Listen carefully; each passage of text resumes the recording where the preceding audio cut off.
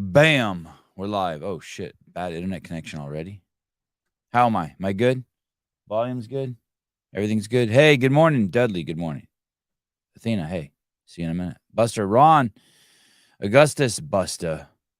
Geez Louise, what's up, dude? Jake, I saw your video. Very cute. Good morning, Ken.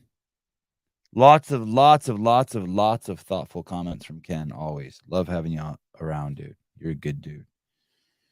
You're a good dude with a good moral compass. I appreciate you. Hey, we had the guy on, Bear Handlin from Born Primitive, the CEO, the guy who went to Yale. He was a SEAL, etc. That guy, someone asked if we had a discount code for the show, and I sent him a text, and he wrote back and he said, "Okay, we'll give you guys a discount code." I do not know how long it's going to last. I think he said 10 days, and that was like 4 days ago, and I forgot to give it to you guys. I put it in my Instagram, and the code is SAVAGE, SAVAGE, launch, all one word, LAUNCH, SAVAGE launch, and you get 10% off, which is if it's a $130 pair of shoes, that's $13. So anyway, that I thought that was crazy cool of him. Who wants to give a discount for a new product that's going to sell great anyway? So the discount code is SAVAGE launch. How's my Corbin? How's my internet? Is it good? It says I have 2 bars. I mean, I'm hardwired in, but it still concerns me that it says that. Am I choppy at all? Am I clear to everyone? Well, I thought you'd never ask, Carlos. Who's on this morning? There she is. What an easy week for me. What an easy week. What's up, girl? Hi. Thanks for doing this. Well, thanks for having me. Always. Did you paint the wall behind you? No. Oh, you didn't? No. Oh. I know you have great attention to detail, and I just like it how it's a white wall and then a molding and then a red wall, and I was just like, okay. I'm still debating changing out that red color. I keep threatening to paint it blue, but. And that wooden thing down on the bottom, that stick, is that a plunger or an axe? Shit. That is. Please tell me it's a plunger. I would love it if it was a plunger. Oh my! No, it's a butter churn. Oh, I have no idea what that is. We don't have. It's a butter churn. We don't have those in California. Never made my own butter, but I liked it. Yeah, you liked the way it looked? Yeah. Yeah, it is cool. Damn, I was so hoping that was a plunger.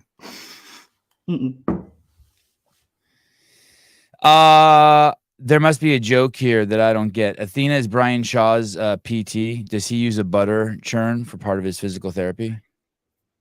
Brian Shaw's the strongest man in the world. Athena is Brian Shaw's PT. I don't even know what that means. Like physical therapist. He must have made a video where he's so big, he's the strongest man in the world. It must have been like they must have been using something like to like loosen his calf, or I'm guessing, or get to his psoas or something. A butter churn. I have no idea what a churn is for. I have no idea. Well, what is it? Do you know what it is? Do you know what it's for?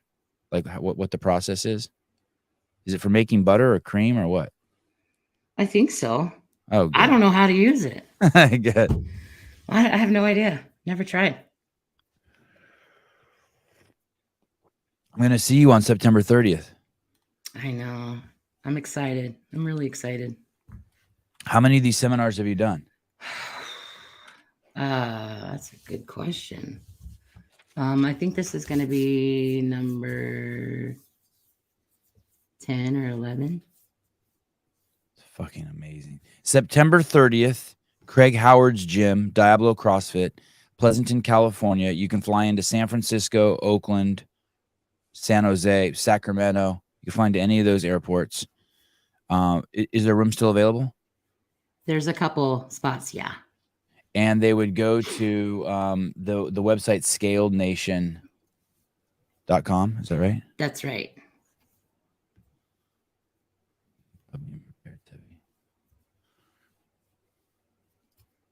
And the website's been around for a few years, right? A while. Yeah. It started off with, just having the information on the box. And then Interesting thing about that, though, we had just a landing page for a really long time. And, we opened up Scaled Nation CrossFit, and, we were full in the first 2 weeks. And it was like that ever since. So it's just been this constant waiting list because I just couldn't take any more people.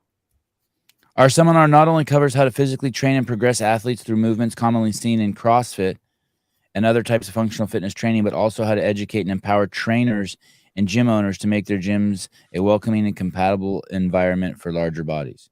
Yeah. And the L and the B are capitalized. LBA.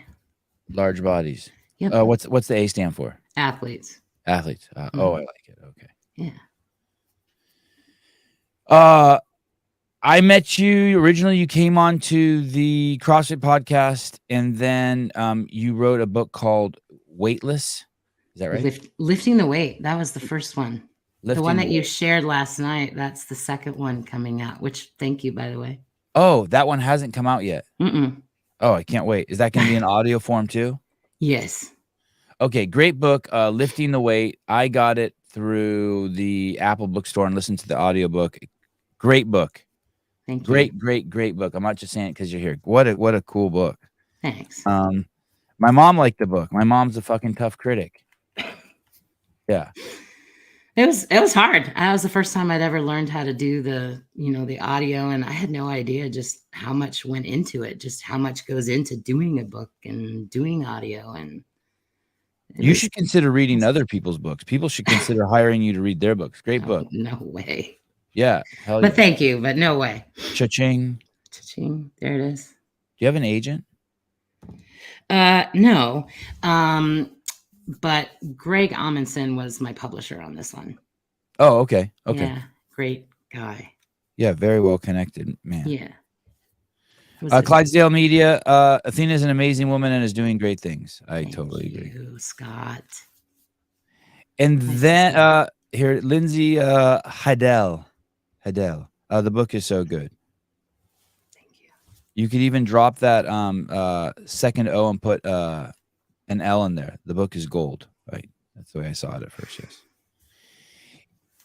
Read the book, had you back on the show. Mm-hmm. Great conversation. Lots of fun. We are also friends outside of the show. We text, we laugh. We are, that's interesting that I don't think people understand that we do talk. Right. We are friends. And I don't have I'm not trying to, well, fine. I'm trying to put myself on a pedestal here, but I don't have a lot of room for friends either because I'm just constantly going. And some people require in their friendships more than I can give. And you're such an easy friend. That's why I said when I saw that you were on the show, I was like, yes, I just have such an easy week. These are all just people I can just talk to. It's gonna be chill. And it's gonna be cool. And you have a crazy wild fun life with tons of stimulus. Not only do you have this website and the seminar, but you're involved in a lot of other things. Yeah. In wild things. Like for instance, I remember last time you said you went to and I'll be at this seminar. Let me finish up with the seminar. September 30th, Scaled Nation seminar. Go to the website scalednation.com. And on the 30th, I will also be at that seminar and I'll be filming, and which I'm really, really, really excited about for a bunch of reasons. New cameras, new people. And this is something that I used to do for CrossFit. I would film their seminars and I felt like it was where I did my best work. Are you excited to be there? What are you hoping to, what is your, I mean, other than filming, like what is your motivation for being there? On the self-interest part, yeah. I'm interested there to show off. Like I want to be like, hey, Athena, look what I did. That's you know what I mean? Like I want to be like, look how good I got your audio. Look at, I interviewed the participants there. Look at all these powerful stories I got. Look at, then I can show off to my kids and I can be like, yeah, 10 extra people went to the seminar over the next year because of these videos I made. And then they introduced it to 100 other people and those people got healthy. Like that's my self-interest part is to just like flex my muscle and be like, look what I can do. I can participate and get people information in front of them, you know? And then the service part is obviously like, and it's so it's so mixed with the self-interest part for me, but you're my friend, and I'm so excited. I'm so excited for all the people in my ecosystem that work hard, and I have a lot of people who work hard in my group, and we're all pretty low maintenance, just hardworking people. Like we all have our head, and I'm just I know that I'm giving my energy to the right person. You know, I'm tipping the guy at Starbucks who smiled to me, said hi to my kids, and then told me that, oh, I saw your mom in here yesterday. Like hit all those notes and I know I'm doing that with you too. I know I'm servicing someone who's going to take my efforts and run with them. So that's that's my whole thing. I feel like it's going to be a perfect Saturday of my life. It's awesome. I have hopes, and well, I know this is going to be the best course that we've done. It's taken a while just to get it where it's at right now. So it's evolved. We were kind of a shit show when we started, but it's getting better. I remember going to the early seminar. Even when I went to the seminar in 2006, the CrossFit Games seminar, or early 2007, it was a complete shit show. There were 60 participants. Greg did all the lectures, and there were 40 staff who worked it, people who'd been to the seminar before. Complete chaos, but fuck, still, like, you left there just being like, wow, that was awesome. And so you can leave with a wow, that's awesome, and it still be just chaos. You know what I mean? It's still. That's true. That's true. Oh wait, there was something from Mrs. Burns. Raw unpasteurized butter is full of intact fat soluble fats, ADEK. It also has a ton of active enzymes that aid in digestion and absorption of nutrients, just to name a few healthy benefits. Okay. Oh yeah. What was that previous one? Show it. Oh, Cave Dastro. Ken Walters, you were probably eating it with a large number of refined carbohydrates when eating closer to the CrossFit prescription. Butter in moderation can be absolutely part of a healthy diet. They're talking about, but I can't see the live chat. Oh, yeah, probably good. You can. It's just a giant distraction. Sevan is a paid influencer. I don't get it, but I like it. Whatever. God, I can't stand that word. That's one of my trigger words. Same.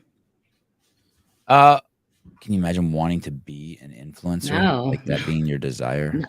I mean, hey, props to those who want to do it. Hey, it's a big responsibility. Heidi, is she single? Are you single? Yes. Yeah. Heidi has to ask. Get the lowdown on everyone. So what I want to ask you about is this. There was a probably didn't think I'm going to go here. There was I never know where you're going to go, first of all. So I'm just like, where's he going to go?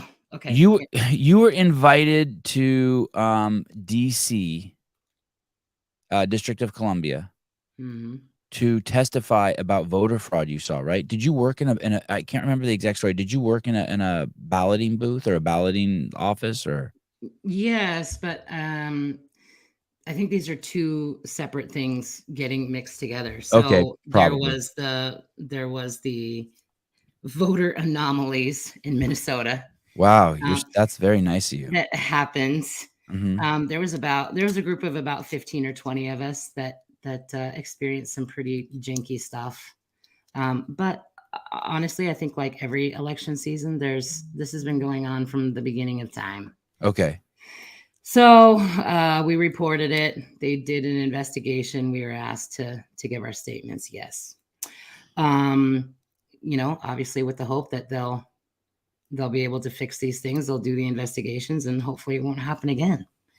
DC was during election week. That was during like January 6th. That's election week, right? No.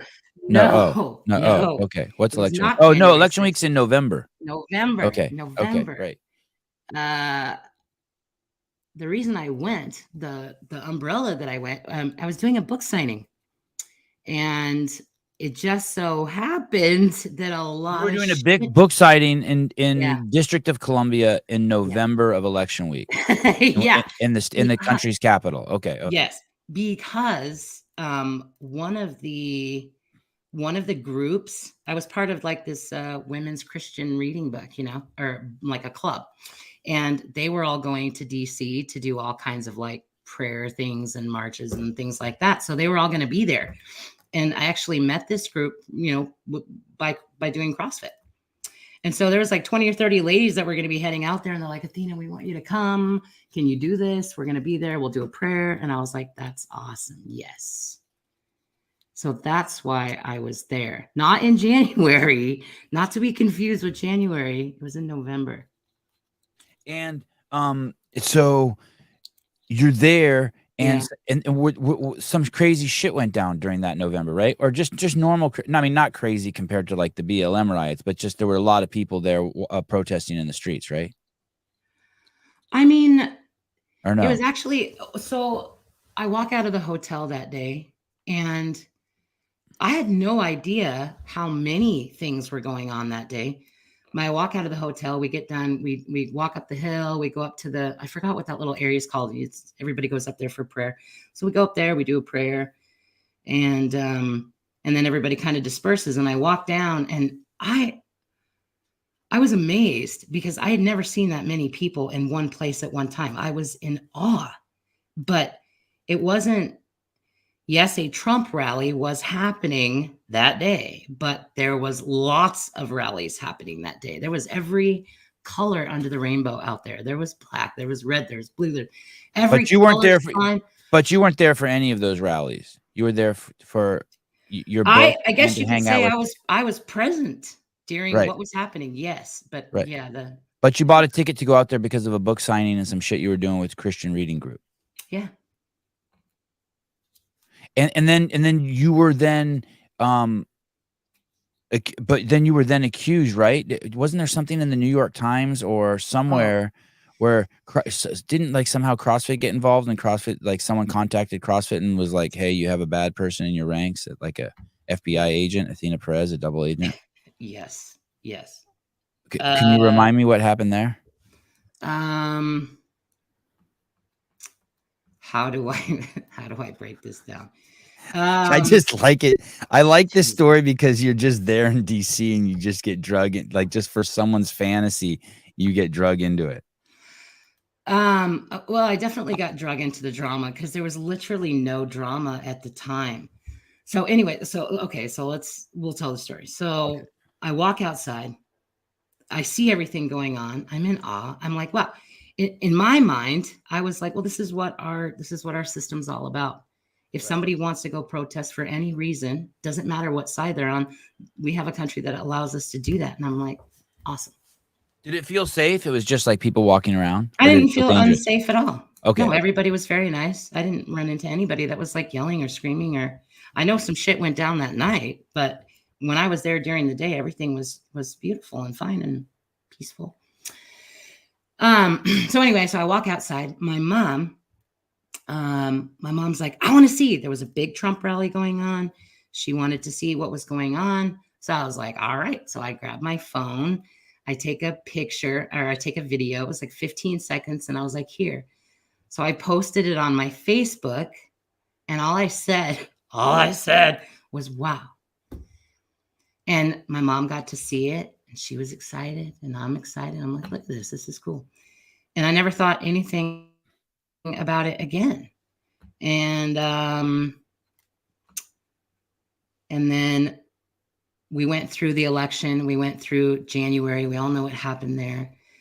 We get into the first part of the year. Or we all don't know what happened there. Well, there you go, right?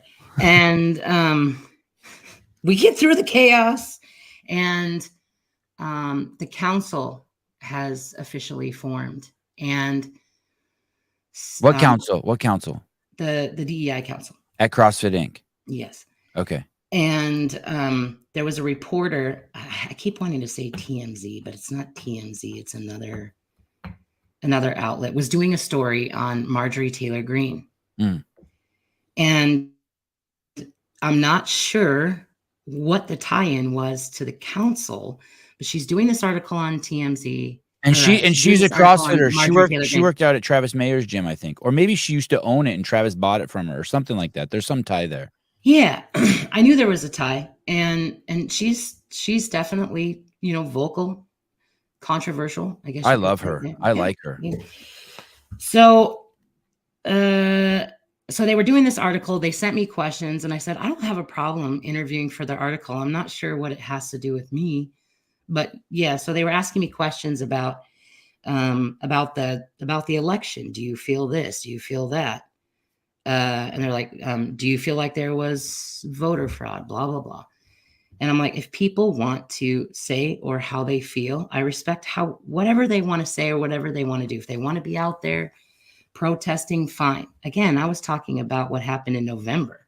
Mm-hmm. Anyway, so I answered her questions. I sent it back to her in writing because I wanted to make sure that she didn't take anything I said out of context. She's a reporter for which paper? The Times? No, what? It doesn't matter. Okay, but a newspaper reporter. It's very TMZ-ish. Okay. There's another, I forgot what the other one is. It's just, anyway, so I sent the questions back to her, and of course it got taken out of context. Wasn't what I sent her, but I'm like, whatever.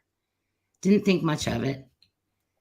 And then it was about a week or two later, I get a call from CrossFit saying, hey, Athena, you know, there's this reporter that reached out. There's some concerns, but don't worry. We'll protect you.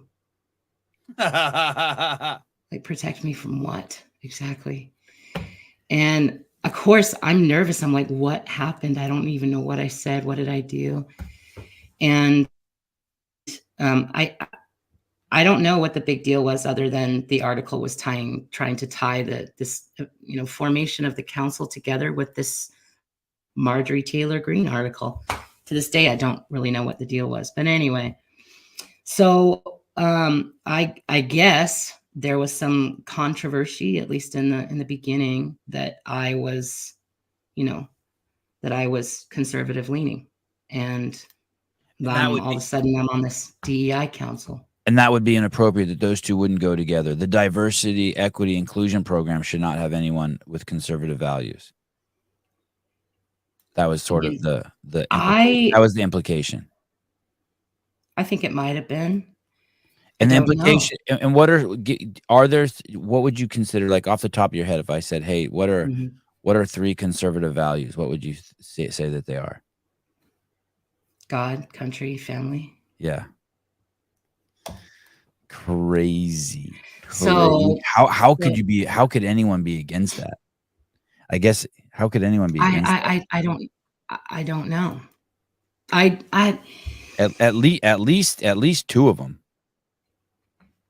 At least 2 of them. I could understand. Yeah, I could understand if maybe you want to push back on the God thing, but country and family, my goodness.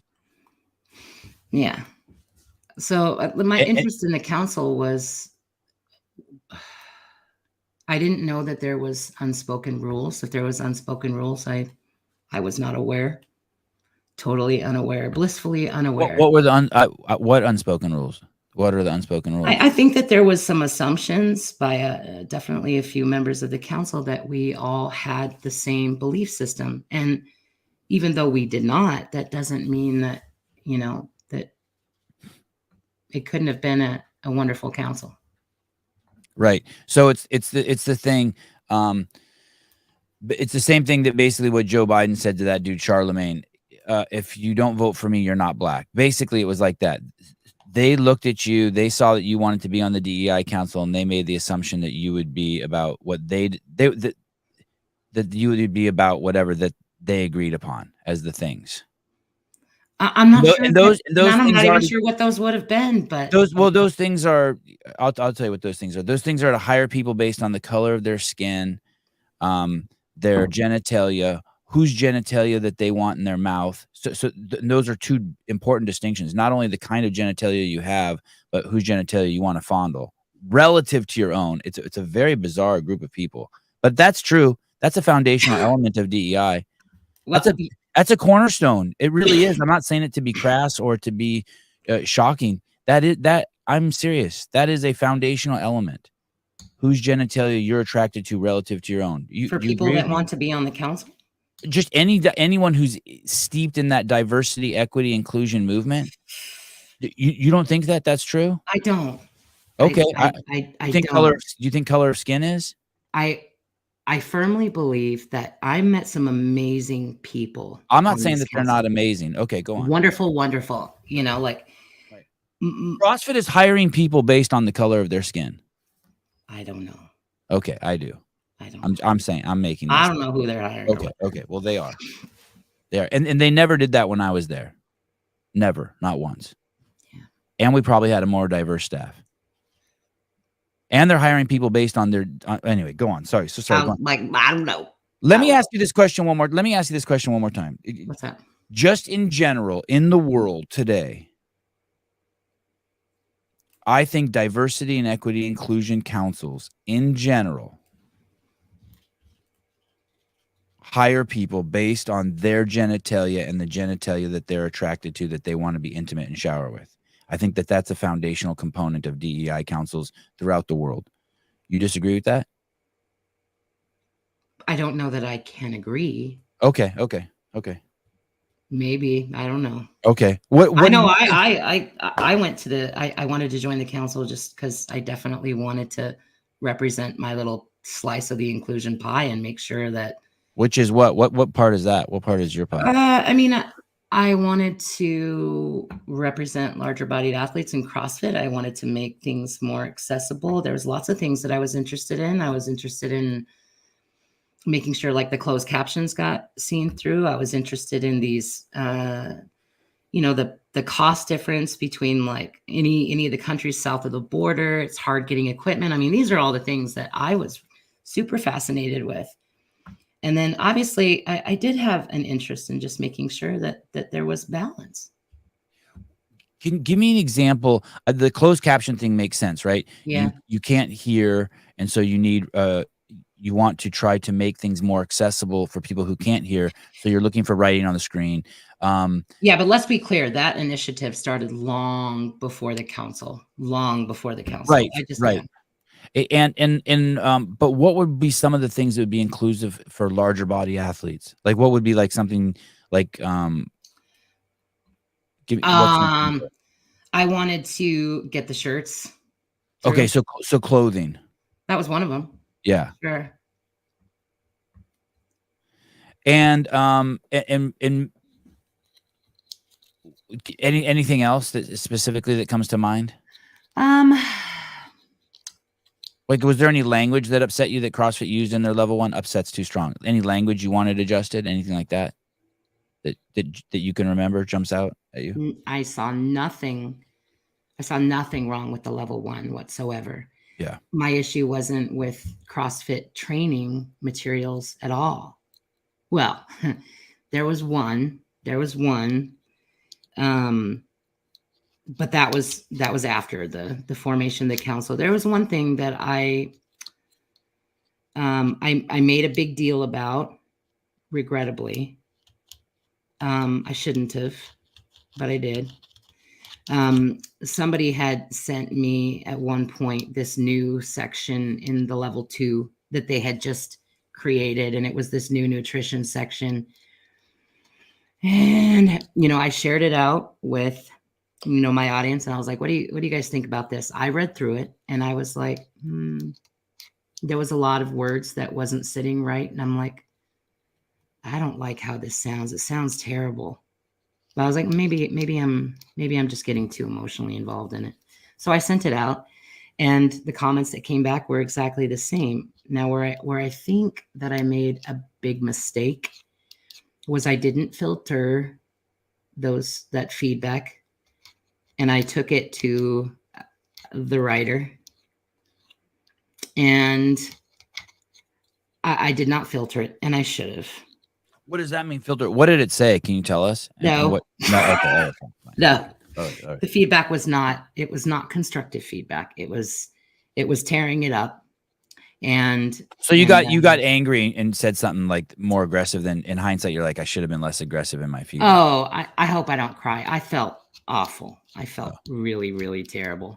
that I did God, that. I'm so glad to hear this story because I think of you as so perfect in that domain. The way I see you handle shit is always I didn't like, you're so classy. I wasn't raising my voice or anything like that. It was just, I should have filtered that feedback, because I know just now that I have my own course. It would have, I'm trying to figure out, how do I say this? It didn't have to, I could have taken that feedback and delivered it a different way. But what I did was I took the feedback and I said, this is what everybody's saying. And I probably could have omitted some of that because I didn't necessarily agree with it, but I looked at myself kind of at the time as like the delivery person. And that's probably not how it came across. It probably came across as Athena believes this and I'm raking him over the coals. And it was not one of my finer days. Did that heal with that person? And oh man, when it happened, I was crying because I knew immediately after I got off the phone that I hurt his feelings. And that, like, I strongly dislike doing that. It would never be my intent to hurt someone or hurt somebody's feelings, but attack their work. And he said on the phone, he was like, well, Athena, this is a starting place. We have to start somewhere. We have to get more nutrition education. And I was an idiot because he was right. We should. And I should have been more supportive. Well, hey, did it heal with you and that person? Yes. I requested a meeting and I got on a Zoom call with him and I'm like, I'm sorry. Hey, that's cool. Good on you. I'm sorry. The reason why it's important for you for that to heal is because you have a lot of work to do, and so the healthier your relationships are with people who can also help you get your work done are vital. And so that's why I say, like, it sounds like you went to higher ground. Yeah, I mean, and saw the importance of, like, I had to check myself. You don't, whether it was intended or not, I certainly don't intend to attack anyone ever. But I'm sure it came across like that, and you don't attack the people that are supposed to be on your same team. Like, I need to find better ways to do that. So, Clydesdale Media, Athena talked to me from Columbus to my hometown the day my father passed. I will never forget that, and she will always hold a special place in my heart. You knew that his father passed, so you called him? Yeah. That's nice of you. I remember that day too. Thank you. I'd be more concerned. It was, I'd be more concerned that you might be an FBI agent than a conservative, Mr. Wadzami. Oh, I got my James Sprague card. I got my James Sprague card, and you have that he's at brute strength. I wonder if that's true. We shall find out. I'm gonna say something crazy to you. What? Ready? Did you go to the games this year? I did not. Okay, good. Whew. I'm like, fuck, did I see you at the games and I can't remember? Okay. Okay, good. That makes me happy. I had a lot of people that were writing and they're like, why weren't you here? I don't get it. Why weren't you here? And I needed to work on myself. That's why I stayed home. Like some heavy shit?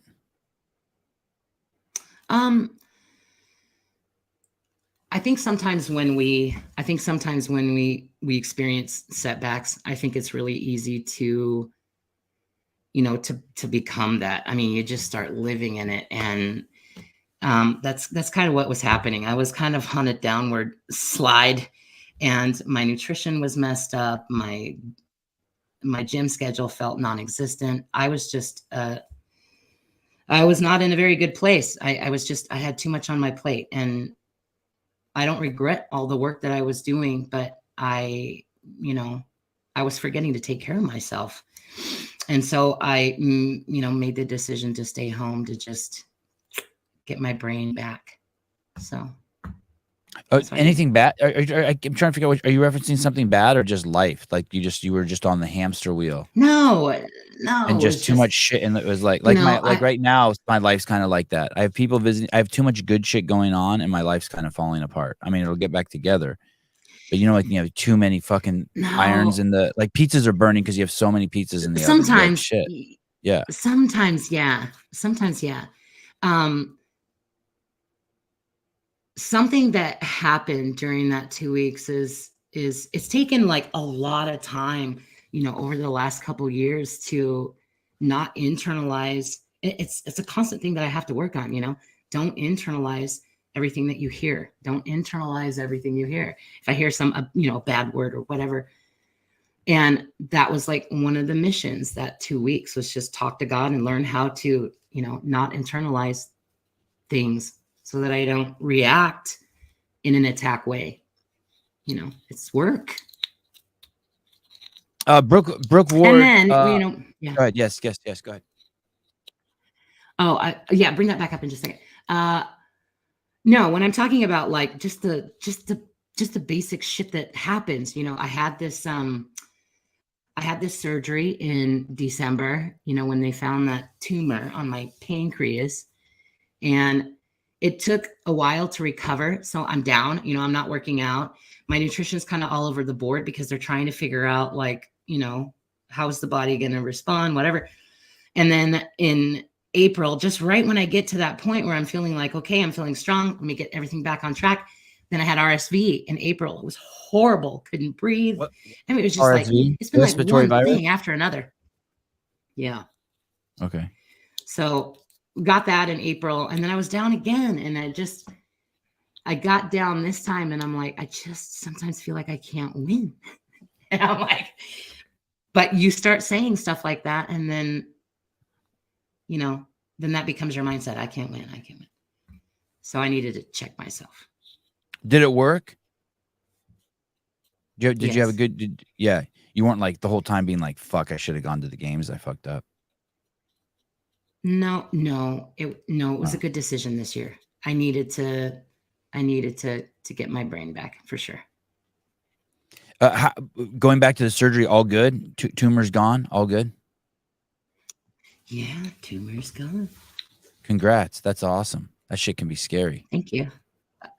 Just so I don't think anybody's going to understand what we're talking about. So they found that I had an insulinoma. So it's basically like, I couldn't figure out why I wasn't making progress for a really long time. And essentially it's just this, little ogre that attaches to your pancreas, and it causes your pancreas to pump out all this, extra insulin that your body doesn't need. So they had to go in and take it out. Yeah, awesome. And did you noticeably feel different with it gone? Were you like, oh shit, thank you? Right away. God, that's rad. Yeah. The blood sugar is stabled right away. Yeah. Good doctors. Brooke Ward, Athena wanted people who take their level 1 to have a CrossFit shirt that fit after the seminar. Seems fair. Isn't the goal to get larger bodies into CrossFit and notice health? What's the problem with having shirts? Oh, that must be in response to something Audrey said. No, listen, go ahead. Go ahead. Do you have anything you want to say to that before I fucking go off? You're going to go off? Shirts. That's a whole nother topic, right? We could totally dive into that, because I think that the whole shirt thing was misunderstood. Partly my fault. But we wanted two things. We wanted to make sure that everybody that took the level 1 got their damn shirt. When you say we, who do you mean? You mean you. You mean you. We, the LBA community. I just happen to be, I guess, the voice. Okay. Everybody that goes and takes a level 1 should be able to get a shirt. Yeah. And I didn't see the issue with having some extended sizes in the level 1 shirts. These are walking, talking billboards. I don't understand why it would have been a big deal. That's the whole point of getting people into CrossFit. So yeah, that was one. And then we wanted a shirt. Can somebody go buy a shirt with CrossFit on it, again, for the same purpose? And I got the shit smacked out of me at first when this first got off the ground, because they're like, well, Athena, what's the big deal? What's the big deal? Well, it is a big deal. It's a big deal for everybody in the CrossFit community. CrossFit just did a video the other day. Tell us your shirt story. You mean to tell me it's not a big deal? Of course it is. Well, it's a big deal for everybody. So we wanted a shirt, one. Pick a color, black, white, red. I didn't care what color it was, just as long as it said CrossFit and somebody could go and buy it. We wanted one. Here's the part I don't get. What? Why, even if you had to be like, okay, guys, anyone who has these shirts that are in the outlier sizes that we don't print a lot on. So like I've taken my kids to 10 jiu-jitsu tournaments, and and so that's 30 shirts we've gotten. Every time we go, we get 3 shirts because I have 3 kids. They've never given us a shirt that fits ever because my kids are so small, even though fucking they make a shitload of money off of little kids. But I get it. Whatever. It is what it is. But CrossFit is trying to draw people in. Why wouldn't you just have a portal that has really small shirts and really big shirts, just outlier shirts, right? Maybe shirts that were printed wrong that were cheaper, just like a place where you just put shirt and just be like, hey, if you're a quadruple X, you got to go over here and order from over here. I just don't get why wouldn't you want people in shirts? I just can't see there being any pushback there. There was. It seems, I know, I don't understand it. It's financially so insignificant, the trade-off. And if you think let's say for every 10 shirts that you sell, right, someone's going to see those who's larger bodied also and go into an affiliate. I just don't see the down. I don't see the down anywhere. I don't see the argument. Like, I just don't understand how there could be pushback anywhere. What is the big argument? What is the argument? I'm not 100% sure how I could tell you something that I saw a lot. Yeah, go ahead. Because it also came up with Born Primitive. Okay. That I saw you made a post. They actually did bring in larger bodied clothing? No, they did. Born Primitive's wonderful, and I'd love to give them a shout out. But something that I heard a lot at the time when this was such a big issue was that it was promoting obesity. If someone was obese and they wore a large shirt, it promoted obesity. Correct. That's fucking wild. It was promoting obesity. So one of the person who said that? Oh, this was not one person that said that. This was a massive mob saying this. Here's what happened. Let me give you an example. I'm struggling to make the connection. They're saying that if someone larger body wore a shirt that said CrossFit, then it would be CrossFit endorsing that body. So that basically, if you don't have a perfect body, you shouldn't be allowed to wear a CrossFit shirt because wearing the clothes endorses that body. I think that's the logic. Yeah. That's the logic I was trying to fight. Yeah. It was nonsense. Wow. Nonsense. Dude, I see what they're saying, except the problem is that every human being on planet Earth wears shirts. It's ubiquitous. And so you can't I understand if you give someone a driver's license, you're endorsing them to be a driver on the road. Shirts aren't like that. Well, shirts are it starts mattering when just a standard piece of equipment we're all rocking. It starts mattering when it comes to the brand. So here's an example. So unfucking real. I'm struggling. I'm going to tell you, I'm struggling to believe this. I'm struggling to get my head wrapped around this. I couldn't make this shit up. So when we put the request out, this started on the We Belong page. This was a couple of years ago. Wait, one more thing. Sorry, one more thing. Let's say CrossFit was a clothing brand. Okay. Let's say you're Abercrombie and Fitch, and you want to appeal to kids who have eating disorders and who are extremely attractive and like this certain look, this vampire look. Right. Okay, you're a clothing brand. It's your prerogative. It's not even a fucking clothing. It's a fucking lifestyle methodology brand. I'm tripping. I can't even stretch. I can't even stretch it. Well, good. I mean, at least you know now why I struggled with it so much. Yeah. Why the pushback? Why are you fighting this? I understand the mob saying, did anyone actually in authority tell you that? Like, did anyone actually like at HQ who was on the payroll tell you that? Yes. Holy shit. Yes. Holy shit. Unreal. So there's a story there too.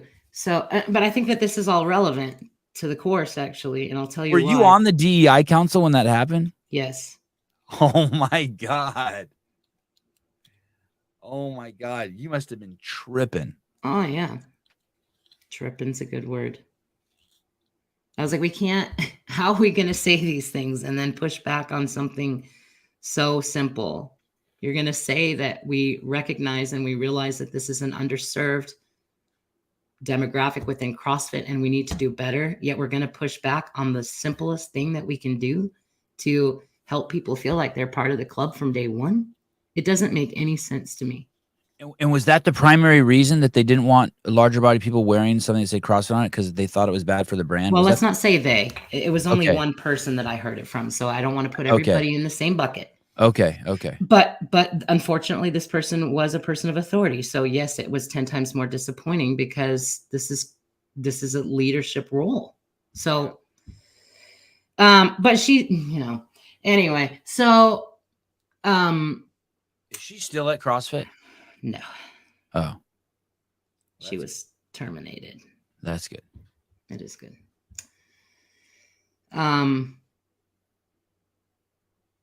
Born Primitive was one of the brands that bravely stepped forward and said, yeah, we're going to do this. We'll do a small extended size line for larger bodies within the CrossFit space. And I was like, holy shit, this is awesome.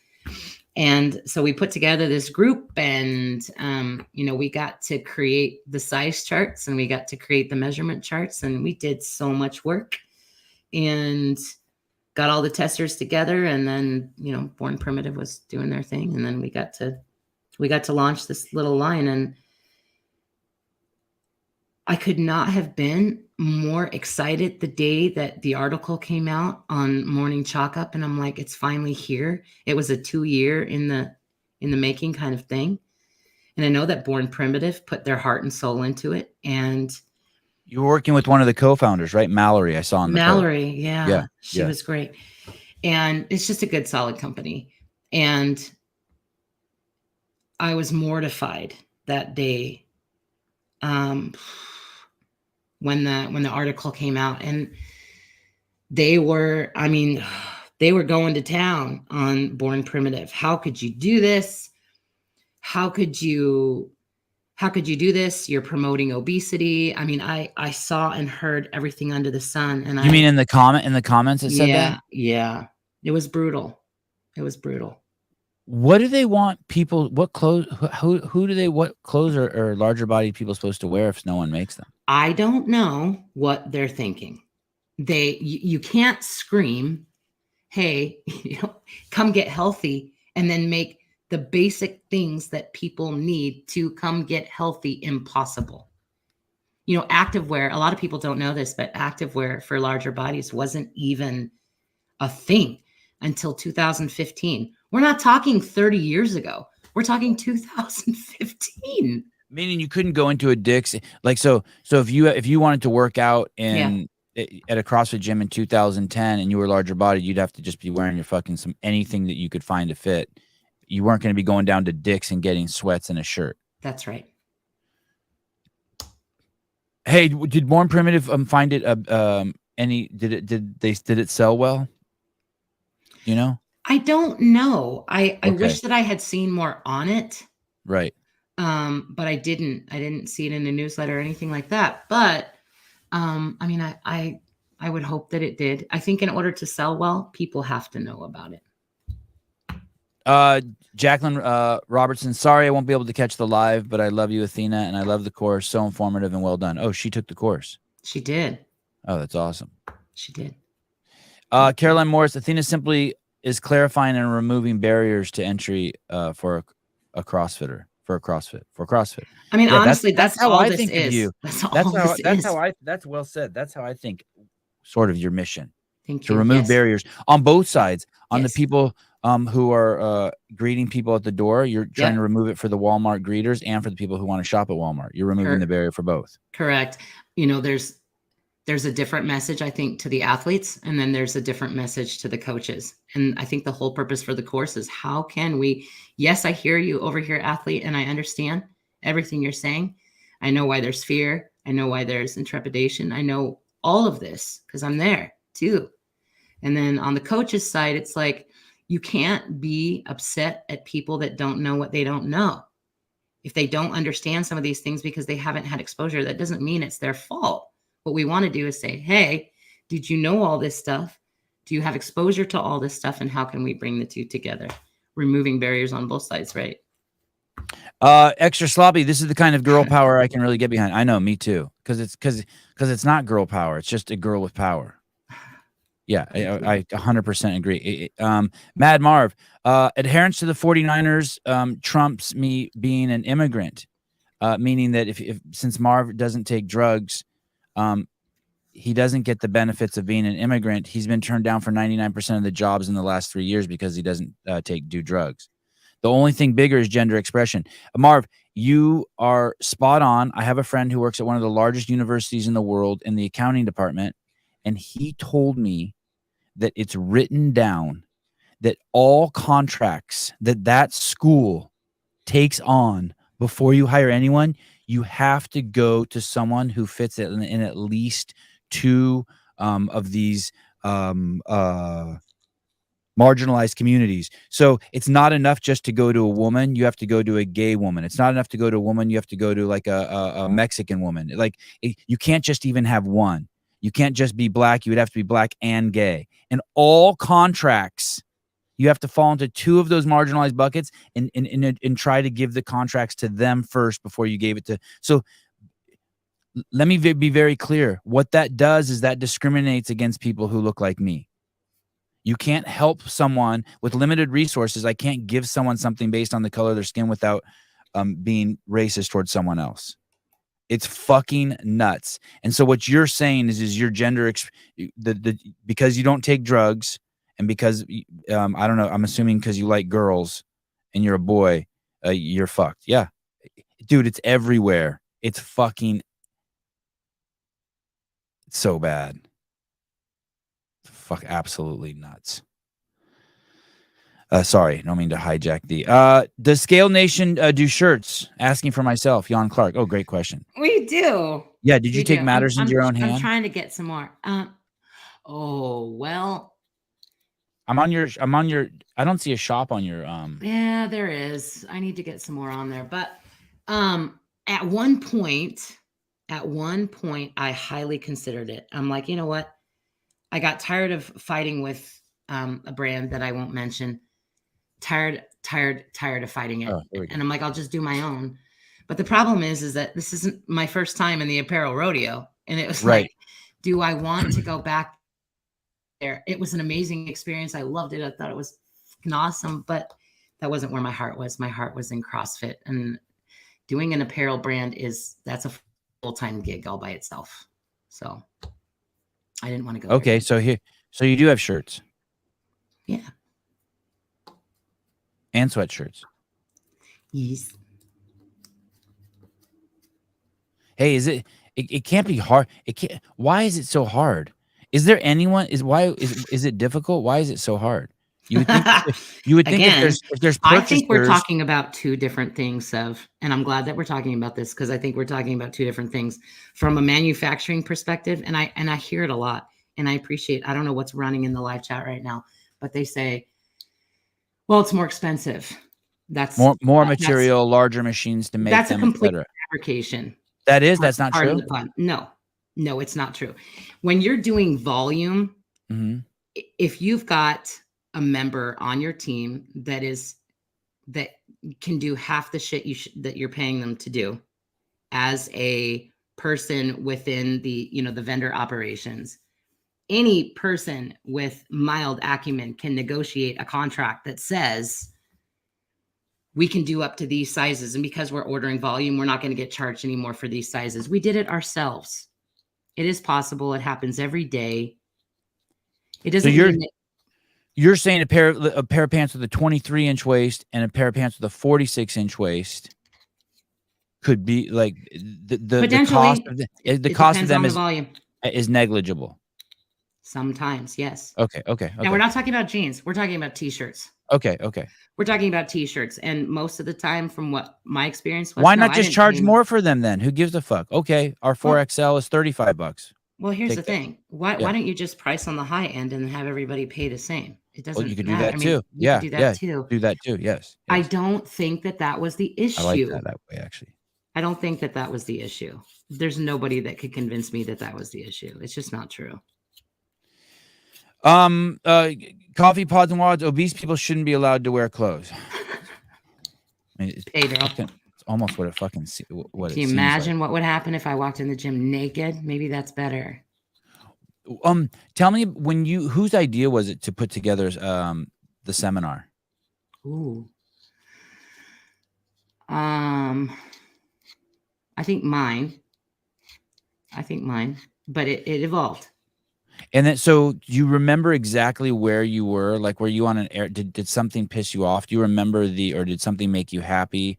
Or do you remember the exact moment the spark came, where you were, what year it was? Yes. I'd love to hear that story. We're talking about the seminar that's going down September 30th. It's she's maybe the 10th seminar now. Scaled Nation seminar will be at a CrossFit Diablo in Pleasanton, California in 17 days. I'll be in attendance. Athena will be teaching it. Susan will be there. Craig Howard will be there. Amy West will be there. Okay, go on. Sorry. Yeah. So it kind of evolved. So it started with the We Belong page, that page that you hated. And that started because, I'd had a lot of people coming to me within the space for a really long time. And honestly, that page just started because everything that I was being told, all the messages that got sent, it just needed a home. I couldn't internalize that stuff anymore. And that's what I do. I just carry it around and I did internalize it all day long. And it got hard. You became a hub for people sending emails. Yeah. Hey, I'm struggling at my CrossFit gym. No one likes me. Or, hey, I love my gym and people are so nice to me. Or, hey, I'm scared to go into a gym. You became this hub for people who in the community who wanted in or were having experiences as being larger bodied. Right. So you built a place to drop that stuff off. So I built a place just to drop it. Yeah. And so I didn't have to do that anymore. And one of the interesting things that was coming from that page is that a lot of the stories that people would send in, they started becoming the same. Oh, here's another one just like that. We just did a post on that. Oh, here's another one that looks just like this. And so, 6 months in, you have this page and we keep getting these stories. And I'm like, we've already said this. We've already said that. And then it was just like a pattern, like, holy shit, these are where some of the biggest gaps are. Is there enough to build some kind of course to figure out how we can fix these things? So that's how the seminar came to be. It was just one day I'm looking at the page and I'm like, we need a class. We need some kind of class. And as you put it together, did you ever get concerned that there wasn't enough material to make it a class? Hell no. If anything, I was worried that it's such a big topic. Mm-hmm. Pardon any puns. That our trouble was not content. Our trouble was not content at all. It was, how do we narrow this down so that we can include everything that we need to talk about on this day and give people enough of all of these buckets and not have them come out overwhelmed or not have them come out of there feeling like, Sorry, someone called. Oh. I apologize. Hold on one second. Let's see. Must be a regular. Okay. What you need? Hello? Hello, I'm looking for Kevin Petit. Oh, do you know him, Athena? No. No, sorry, we don't know him. Sorry. Okay, What? thank you. Okay, bye. Bye-bye. You don't know Kevin Petit? No, I don't. All right. Isn't it? It's weird. I don't get more spam calls on this phone. Do you have the live call-in number on today? No, I don't. Oh. But this is like a fucking family. This is these. I think 150 of these people have it in their phone. They just call in. Yeah, they just call. They just call in whenever the fuck they want. I told John, and I told John that he needs to call in today. Who's John? And Jan Clark, and Jan, and Jan, and Jake Chapman. Oh, yeah. They should call in today. Oh, they're helping you put together one of these seminars. Yeah. In the UK, yeah, that's crazy. They're so cool. So you start to put it together, and from the Yep. time that you had the idea to put it together to your first seminar, how long was that? A year. A year, and let me tell you why. Dude, that seems fast to me. Wait, hold on. It was just shy of 2 years. I'm sorry. I had a total brain fart. It was almost 2 years. Because you remember when the CrossFit L1 was done, Greg had been doing that seminar for free in his gym, not as a seminar, for fucking years. So he was like, he rehearsed every day, unbeknownst that he was rehearsing. And then finally, when someone came with like a big fat check, he got it, and basically he'd written journal articles. But you're just going straight from cold right? Turkey. Yeah, it's crazy. You're like it's like a play. You're just presenting it one day. I was scared shitless. Yeah, I had no idea what I was doing. I'd been to other CrossFit seminars, but I always knew that this one was going to be different on every level. It's different content. We're talking about topics in the course that get a little, they can be very sensitive.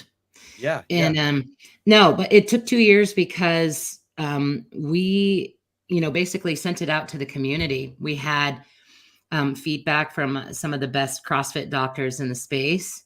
This wasn't like the Athena show. We got over 800 larger bodied athletes that were part of this course feedback. And wow. Yeah, we put a lot of time. Yeah. Hey, and it's sensitive because, and feel free to edit my words. Yeah. There's a lot of political correctness around the subject, right? Yes. Being larger bodied, being gay, being just the black, term. Just the term. We have to have like this section in the course that explains why we use that term. Yeah, you're not calling it, hey, this is a seminar for how to coach fat people. Correct. Yeah. And so there's a sensitivity around it. There's sensitivities around it. Well, there has to be. Yeah. And yet it has to be addressed fucking full head on. This is not being larger bodied is real. Being insecure about your skin color, being insecure about how tall you are, not real. Between your ears. Say that one more time. Being larger bodied is fucking real. Yes. Like it's real. How you get into your car, how you lift weights, how you put on clothes. It's like tangible. It's tangible. Being insecure about the color of your skin or how tall you are or how big your nose is. This is all in your head. This is all in your head. And so though you can play with them, they can come and go. This larger body thing is like, you can't give. The thing I like to say is you can't give anyone 100 burpees. Like it is, being larger bodied is just a full personal responsibility, accountability thing. Well, anybody having a body is personal accountability and personal responsibility thing. Well, you're not giving that away, right? What? No. Yeah. No, I don't take like, okay, don't worry, we're letting all short people in today. There's no one coming to save you if you're okay. You just said something that we need to go back and correct. Okay.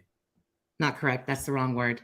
I need to expand. We need to expand on that. Sorry. Because I don't want to leave it there. It's sensitivities. Making sure. So you said we don't.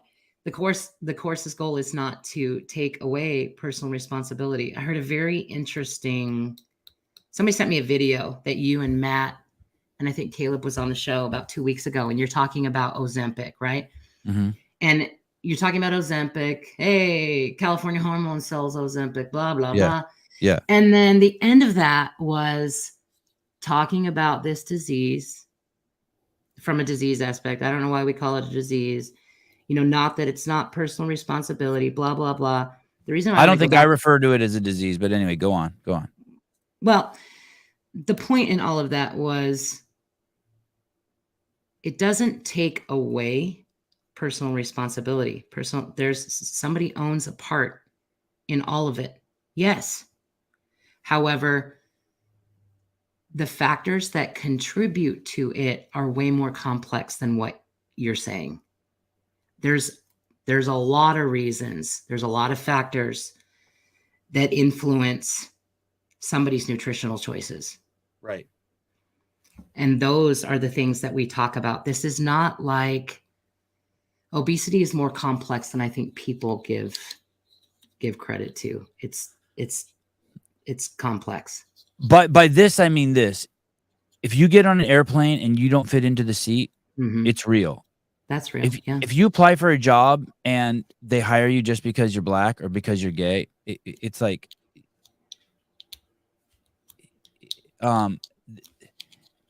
there's something that they're tweaking something that's not real. Like that person either needs to get smaller or that seat needs to be made bigger. I don't know. Right? I would be careful there because it's real for them. Exactly. It's real for them. But what I'm saying is when you make things real for people that aren't real, what you're doing is I believe, I know that you're being a codependent to their insanity. Whereas being too big to be in the seat is fucking real. You have to be insane to say it's not real. You can see, okay, that butt doesn't fit in between those armchairs. Or do you know what I'm saying? Yeah, By that I mean it's like you have someone who it's their first day of CrossFit. It's real that they can't do a burpee, that you need to have them lean against the wall. But if I say I can change it at any time, I can be like, I'm only hiring black people. I'm only hiring white people. That shit is just it's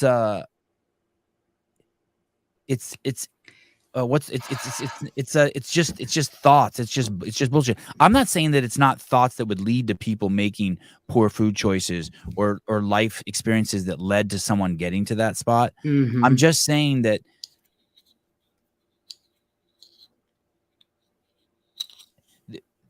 there is no save.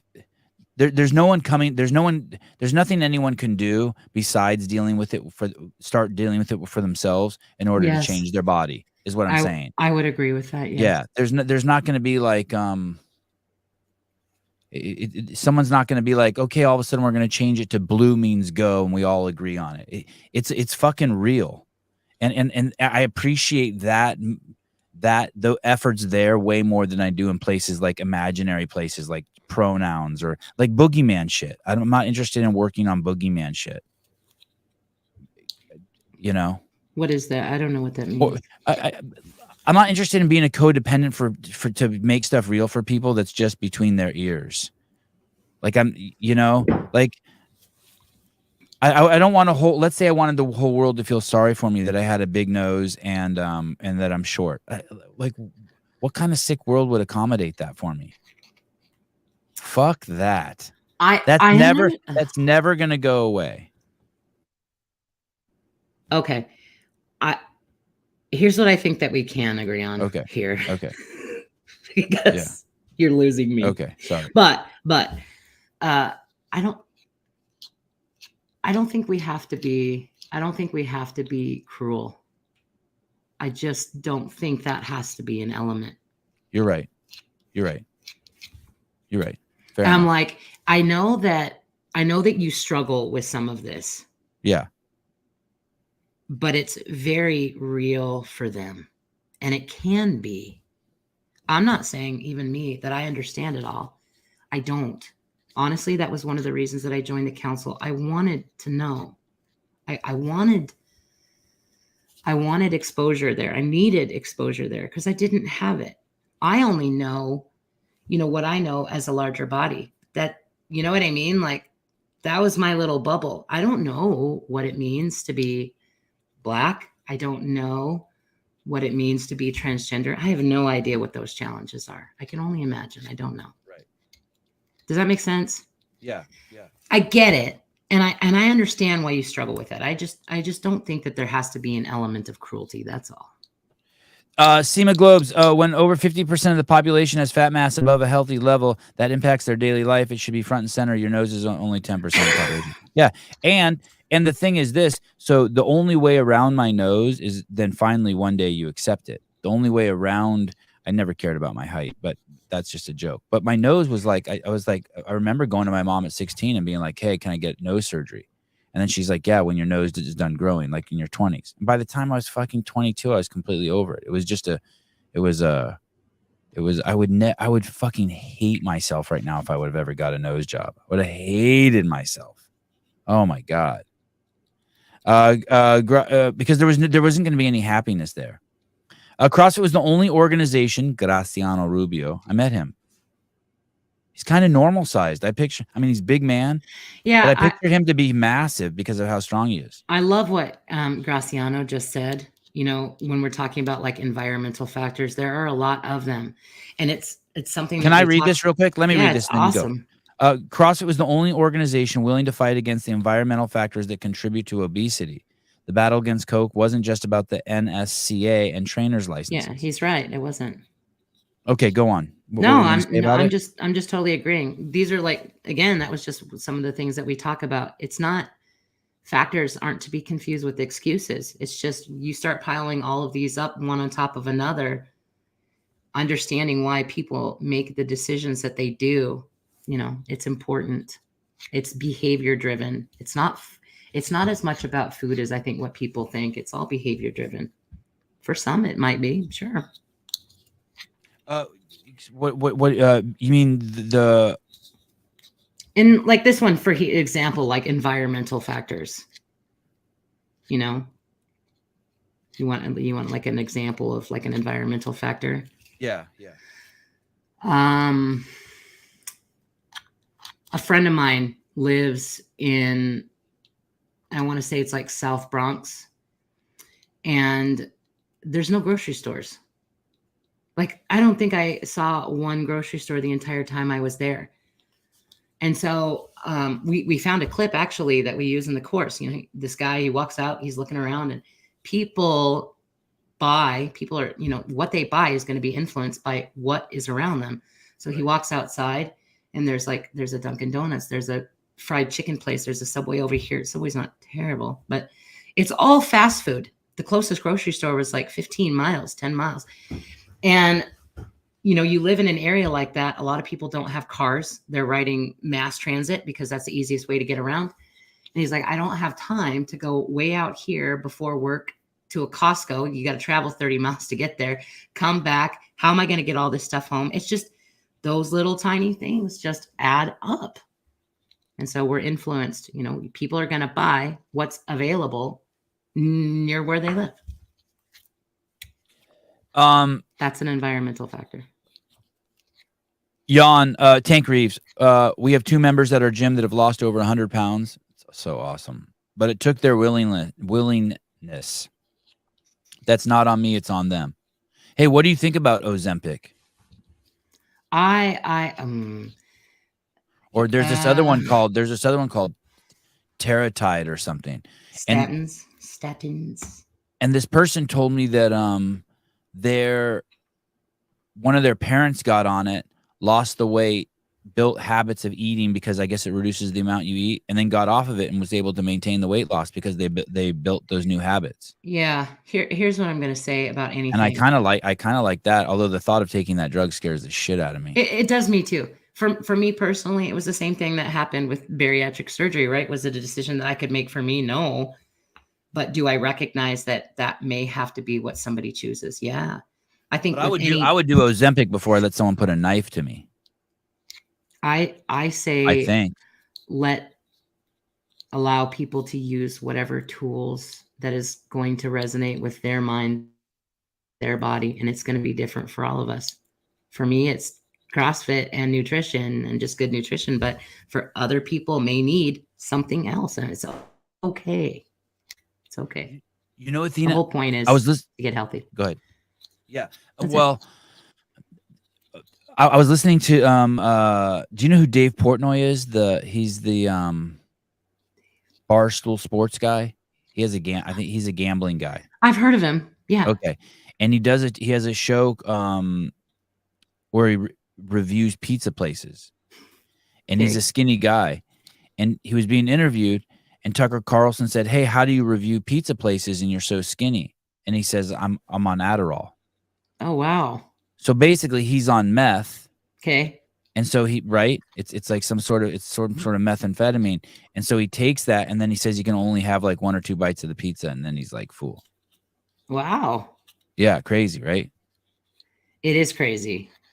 I don't know if I could do that job. I couldn't do that job. It's a pizza review. I ate a whole pizza last night. I hate to say it. Trish, just to make sure you tell Athena I said good morning and I love you. Morning. Love you right back. People really like you. Oh, that's sweet. Are there people who don't like you? I'm going to be honest with you. It has taken some time to win over some of the Cobra's nest down there, but I'm doing it one at a time. You mean some of the people in this chat? Yeah. Oh, interesting. I think, no, seriously, this is a serious thing. You know, like I have been taking time to reach out to them and be like, hey, let's chat. So we're in this world where it's become almost like,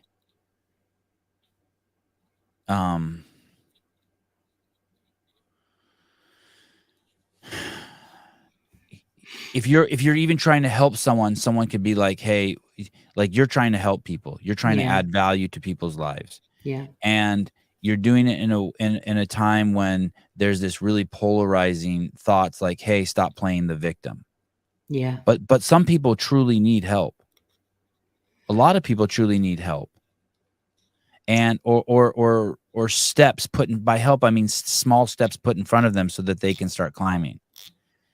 And is that where you get some of is that the fine line you're working, because you're working on this kind of this demarcation zone, where these two communities butt up against each other? Yes. Where it's like, I'm trying to help these people.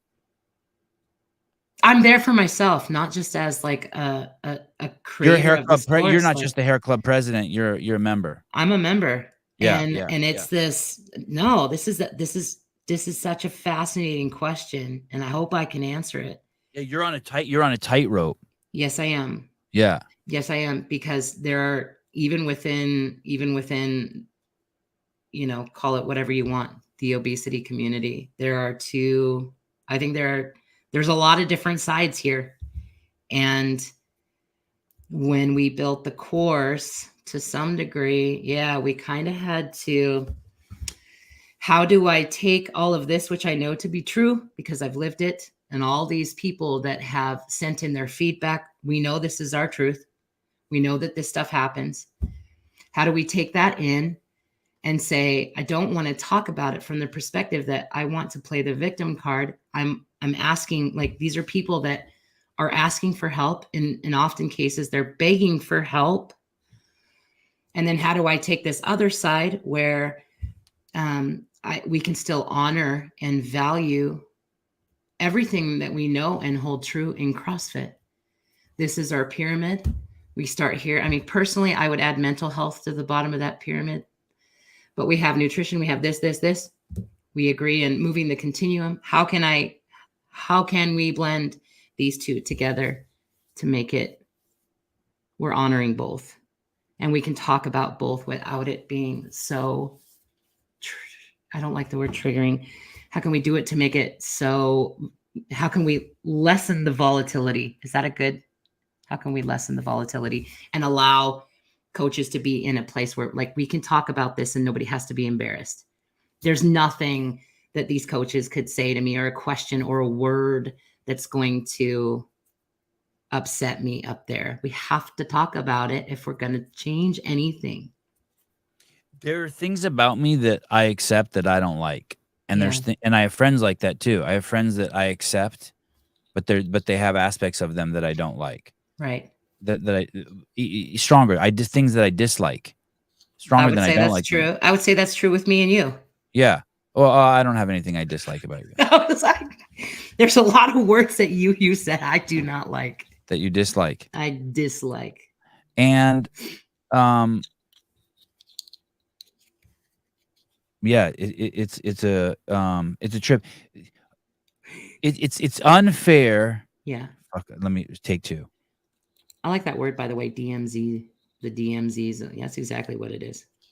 There is recently, and I don't want to get into the details of it, but recently you were accused of, my words, I'm going to paraphrase, and I'm sure other people have done that too, of being friends with me when I don't align with maybe what your goals are. And you clearly do know that I align with what your goals are, but like this other person doesn't like the way you align with this person is you guys don't like my verbiage, my tactics. But you do see the value, and you do see that I want to contribute to this space. That I'm not just throwing stones, that I'm not throwing stones, or maybe that I can be educated.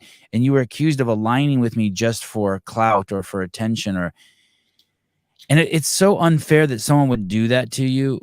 I should use a better word than unfair. It's so it's violent. Because we do in a very important place. I think we do align. I don't. I feel like I accept people. I feel like go ahead. I was disappointed that happened. I was very disappointed that happened. I would not consider us to be on the same team. Maybe we're in the same division. Me and you? No, this. Oh, right. The situation that you're talking about. I don't know that we're on the same team, but I would like to say maybe we're in the same division. I definitely feel like there's pillars over here that I align with, for sure. But I think that our approaches are very different, and I'm okay with having a different approach. It's not good or bad. It's just different. Now, when it comes to you, I'm trying not to get like,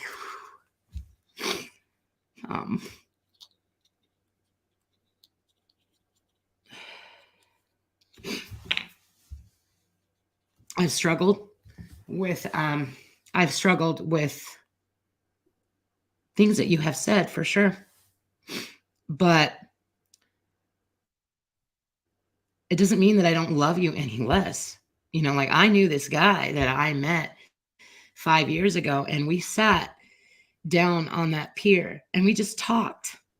And I remember us talking, like, it felt like the whole day. And I got to know your mama and your kids and your wife. And it was one of the best days of my life. It was wonderful. And then we evolve as people, you know, like you left CrossFit. It was such a, when you left CrossFit, well, you didn't leave. Okay. So I know what happened. Right. It's fine. Right. It's fine. Right. Yeah. So I believe to some degree it changed you, but why wouldn't it? That's a hell of an experience. Everything that we go through changes us as people. And yes, there's been an evolution, but I firmly believe that the reason that me and you get along the way that we do is because I can disagree with you without attacking you, and we can talk about it. It doesn't mean that I'm aligning with everything that you're saying, or that I support words that you use. I cringe sometimes. I'm like, I wish he wouldn't use that word. I wish he wouldn't use that. And you tell me too. And I do. Yeah, you text me, and you're very tactful about it, and I fucking so appreciate it. I so appreciate it. Yeah, well, thank you. Yeah, but I really appreciate it. I believe, with respect to, it's very motherly of you. You speak to me like my mom speaks to me. You know, I do. Yeah, my mom will be my mom can be not tactful too, but my mom and my sister, the women in my life, have guide me through the world of thorns. Yeah, they're like, hey, dude, be careful. Like, hey, you need to think about this. Like, yeah, you're a crazy valuable asset to me in that way. The men in my life are like, yeah, get them, and the women in my life are like, hey, dude, like, you know, you're hurt as you run through this rose field, you're hurting yourself. And that's, I feel like that's how you are to me. Like, you're like, hey, that's not, you're hurting things. And you know that I don't want to do that. I'm not interested in hurting things. I don't believe that you are. No. Yeah. Again, very different approaches, but anyway, this particular situation that you're talking about, for anybody, I think, to say, Athena, you shouldn't have someone at your seminar because he doesn't believe what you believe. That's not, I mean, we could argue that all day long. I don't think I agree with that, but the message was, if somebody doesn't agree with you, they're not welcome. The whole problem is, like, if we as a seminar can't get out there in front of people that don't agree with us, how are we going to change anything? I would invite every single one of my biggest critics to come. And you may leave and still disagree with me, but at least you took the time to meet me. I want to be able to meet people where they're at, and they may not always agree. You could come to the course and walk out of it and be like, hey, Athena, that first hour, I don't believe it. Okay, well, you don't have to. But at least you were there, and at least you gave me the respect to listen. And I'd respect you way more for that. This is what I expect when I leave the seminar. I have expectations, Okay. and maybe they'll be broken, but I have expectations. Like when I walk outside, I expect the world to be there. I just have expectations. I expect to be like, yep, I see why I like this girl. What she's trying to do is she's offered a program that makes people better. And when the people are better, they're happier. And when people are happier, my sons live in a better world. That's like the fucking 1 million foot view. And then some of the nuances is that if you follow what you learned in this seminar, you'll be greater service to the planet, and you'll add days to your life. Things like that. Those are like my real big picture expectations that it'll be a better place for my kids to grow up in. And I'm so excited about it. Carolyn Morris, do you know this girl? I don't, but she's cool. Oh God, she's crazy cool. I almost feel like she's not real. Like she's just a self-help book. No one can be pissed at obesity. We have just crested to the other side, understanding nutrition and the negative impact of processed food. We were all bamboozled by mass food industry of 50s to the current. You know, she that first thing that she said, you know, nobody can be pissed at obesity. I want to tell you something that happened to me. I wish I could believe that. I don't know if that's true. When was this? It was about 1.5 years ago. We were coming out of COVID, right? Let me give you an example. We're coming out of COVID, and it was at the very tail end. People were still wearing their masks. You know, everything was kind of getting back to normal. And I had just woken up that day, went to the gym to work out. I still had my workout clothes on, and I needed to run over to Walmart. I get over to Walmart. I go inside, and I'm standing at the, you know, like where they have the candles. They have those little candle waxes, you know. So I'm sitting there, and I'm smelling the waxes. And God, that's so something I would do. I would just stand around and smell candles too. That's what I was doing. I was enjoying like myself. Yeah. And I love those damn wax tarts, you know. And I heard this voice behind me, and it was like, hey. And I didn't think it was for me, so I didn't turn around. And I'm smelling, and then all of a sudden I felt this tap on my shoulder, and he's like, fucking hey. I'm like, oh my gosh. You know, I turn around, and he's got his mask on. He pulls it down, and he's like, you're the fucking reason that we're here. You are the fucking reason that all of us are in this situation, is because you can't. I mean, it was explicitives.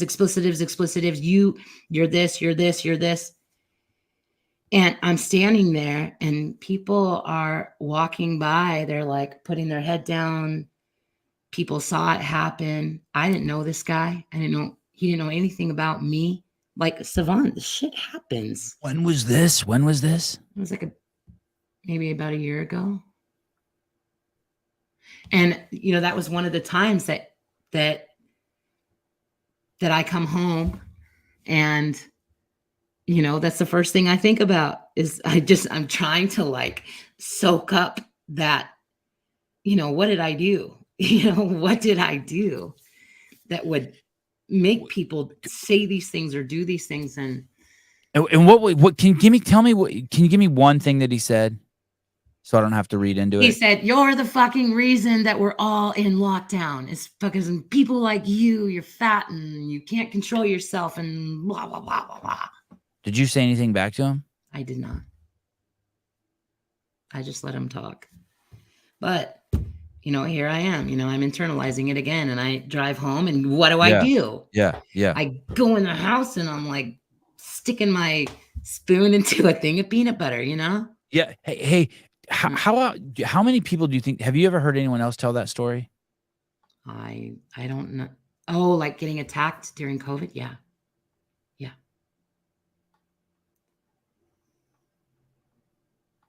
What are you thinking about? I don't know how to process it. It won't I'm go. watching your eyeballs. It's like I feel like a snake and I ate something too big. I can't. I want to not believe it. I mean, I know it's true.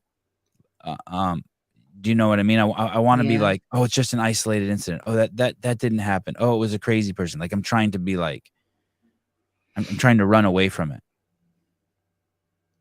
And I know, but I can't. It's I think it happens. I think it happened a lot. It was something that got sent in a lot to the We Belong page. I never posted those stories. Maybe one.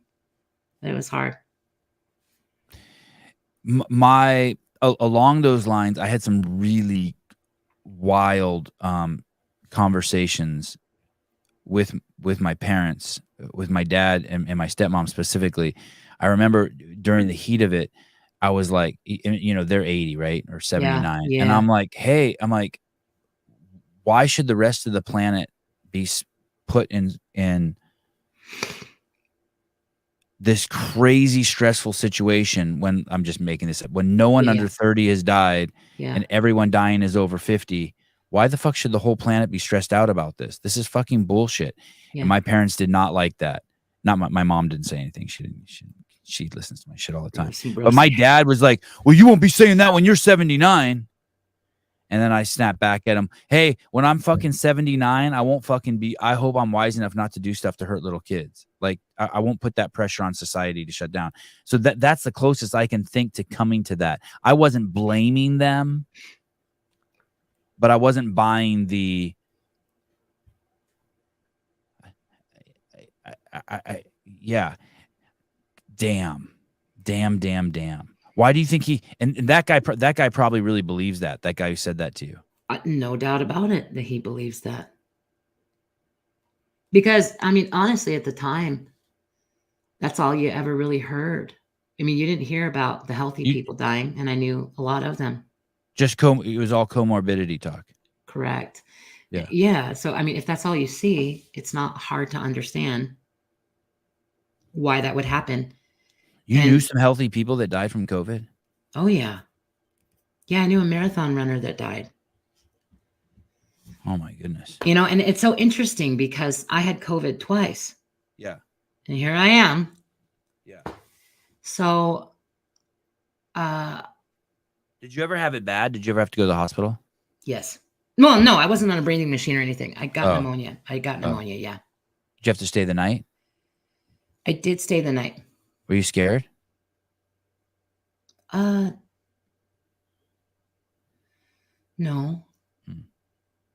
I don't know that I was. It was more of a pain in the ass than anything. I don't like being sick. It was hard though. Did you get one of those things? Did you get one of those things that reads your did you get an oximeter? No. No. Oh, so you really weren't scared. Mm-mm. That's impressive. Because I was around a lot of people who were like, fuck you, COVID's nothing. And then when they got it, they were scared. Like the media had still penetrated their brain. You know what I mean? Yeah. But when they got it, they're like, uh-oh. And like they gave themselves like anxiety, like panic attack type shit. I'm sure they did. Well, yeah. I mean, why? Yeah. I didn't really have it. I had it worse the second time than the first. Like even just me and my parents, I was scared shitless when my parents got it because they're older, Yeah. And we all had it together. And, we all lost taste and smell. And and the outcomes of what happened was very different. And my parents, like when they stopped being able to smell and taste things, they just stopped eating stuff. My mom lost a shit ton of weight. She lost over 50 pounds. Wow. Yeah, she looks really good. It was just as she would say it, she said it's a happy consequence of. Tell your mom I said hi. I really like her. I will. But me, like I couldn't smell and taste, and it like something triggered in my brain completely different. I would be going into the kitchen, grabbing little tastes and things, is my taste back yet? Is my taste back yet? And I think I was eating way more than I should have, just because I was waiting for it to come back. Taste come back, yeah. Yeah. It was very different for both of us, for sure. My wife lost her taste too. And that's what she said too. When she lost her taste, she lost her desire to eat. That would be kind of weird to lose your taste. That did not happen to me. And my wife's didn't ever really fully. I should ask her, but even after like a year, she'd be like, it's never come back like. It's true. It hasn't. Used to be. There's still little things that we can't eat that just don't taste right anymore. Onions. Susie Tell. Read. Oh yeah, I think my wife said onions too. That's interesting. Yeah. Susie Tell. Read Athena's book, Lifting the Weight. It's her story about faith, fitness, and perfect timing. Athena's brave, strong, beautiful young lady. Keep inspiring, Athena, beautiful soul. Yeah, you'll like the book. Everyone will like the book. It's a good adventure. It's like you don't even have to be. It's well written. I would get the audiobook. Her voice is wonderful to listen to. And you'll be glad. That's very kind. Thank you. You'll be glad. Oh, look at this. Look who's here. Dale King. Yeah. Graciano Rubio, quads rival, Clydesdale's legs. I seen him. Trust me. He had jeans on when I saw him, but he just looked like a normal buff guy. I pictured him to be like more like a giant, but he's really just he's kind of normal. I mean, but big and strong, but normal, big and strong. Let me see. What do you think I'll get from the seminar on the 30th? Do you have any thoughts on that? You don't even have to answer man. it. If you think it's a dumb question. No, I don't think it's a dumb question, although I don't know. I don't know. There's definitely things that I hope you take away. Like sensitivities? Okay. Language is one of those things that we talk about, but we do this thing called the tree, and I'm really, really interested to hear your thoughts on the tree. Okay. It took us a long time to try and figure out, like, how do you illustrate this? How do you articulate how complex this is and give people a visual so that they can start making those connections on their own? How intricate and how it's not just food. Is food a big role? Without a doubt. But you're not going to fix nutrition. We put it up on the tree, You're not going to fix this unless you fix all of this. It has to be in tandem, or you're never going to get anywhere. I appreciate you coming on. Loved it. That blew by 98 minutes. You're always welcome. All right. When does the new book come out? I don't know. And here's why I don't know. Like, will it have an audio? Yes. Okay, bitchin'. All right. The book is pretty much done.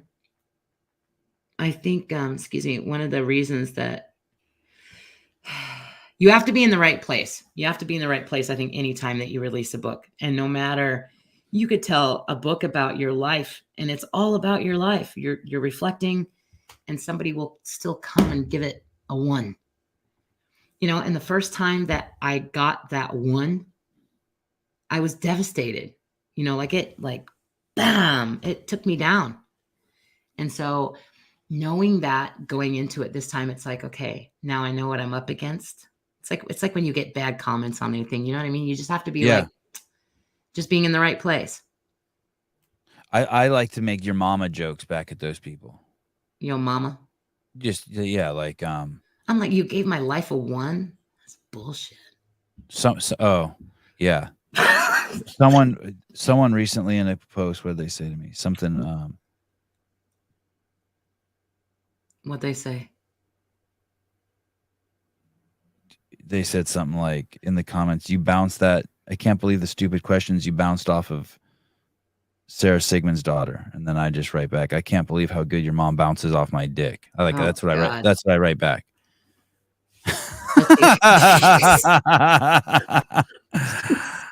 I know it's totally inappropriate, but I just always like to just throw a mom joke in there. Like if someone says something, I just have to like say something about their mom. That was really creative. Thank you. Yeah, I like that. Yeah, Athena, your person is Janelle Winston. Thank you. Happily married Janelle Winston, who loves her husband greatly. Athena, your person is a 5-star all day long. Thank you. Have you ever met Janelle? Janelle Winston. I don't know. Oh, look, Carolyn Moore says you should start using that tactic. Yeah. Which one? Just the mom. I can't. I can't do that. I can't. No. Hey.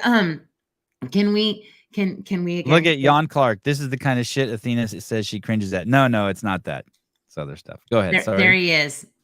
I just wanted to make sure, like, there's some cool peeps down there, and it's been a pleasure getting to know a lot of them. I got a chance to have a conversation with Dick Butter, and there's a lot of them down there that I've been chatting to, and you get to know people. It just blows me away. Not what I would have suspected. So it was kind of a learning lesson for me too. My mom's like, I really like the creative names in the comments. Yeah, I'm like, they're interesting. Like what? She goes, like Dick Butter. I'm like, oh, Mom. My mom doesn't even know what she's saying. Like, what the fuck is wrong with you? Audrey, I'd punch a baby for Athena's hair. You want this? That is not appropriate. That is not appropriate.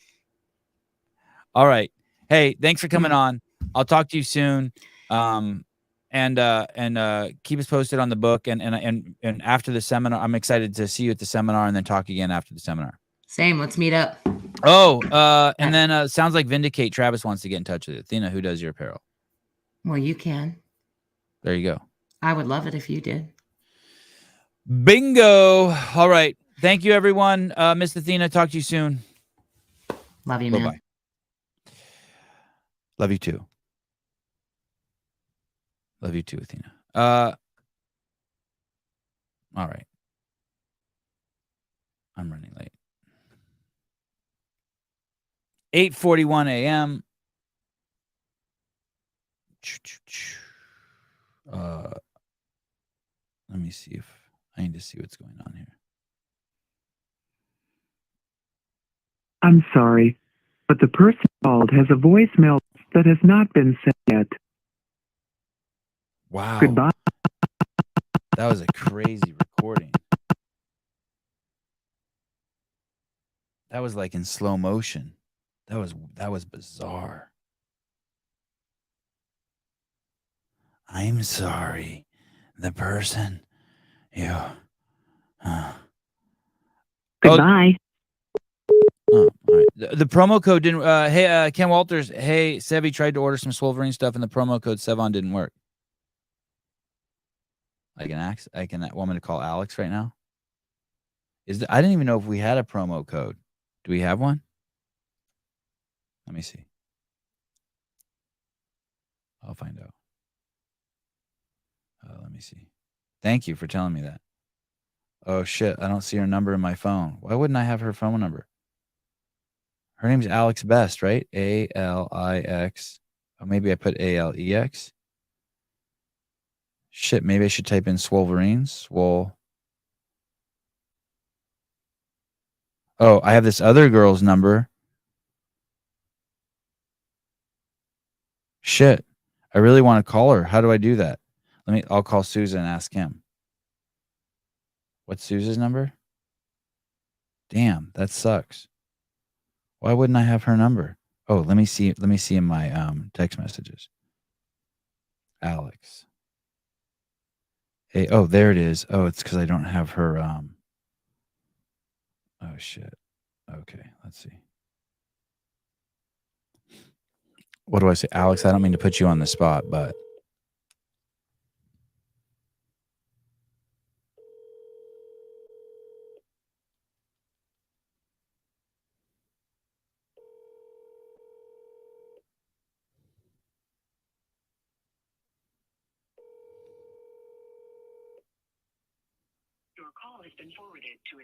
All right. We'll find out what's going on. I can call Sousa and I could just complain to Sousa. How's that? And then he can contact them while I'm at the skate park doing the Lord's work.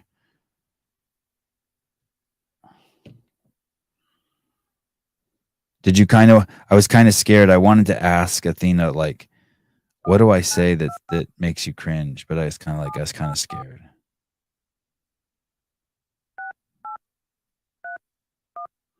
I think Sousa answers more when I call from this phone number than he does my own personal number.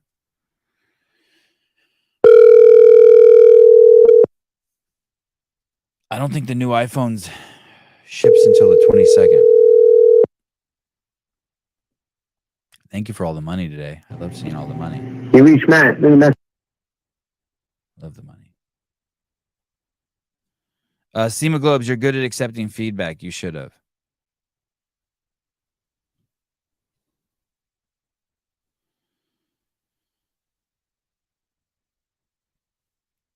Turn it up. Oh, I had turned the phone down. How's my mic? Is my mic too loud?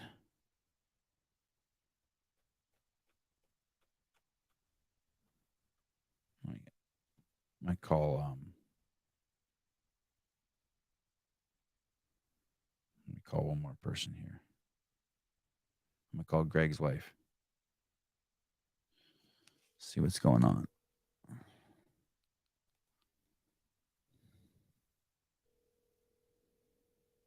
Thank you, Bernie. Thank you. I don't say anything that makes anyone cringe. Audio check. 1 2 1 2. 1 2. Is my mic too loud? Is it? 1 2. Mike Sauer. Hey, I saw you tried to set me up with a Google Doc.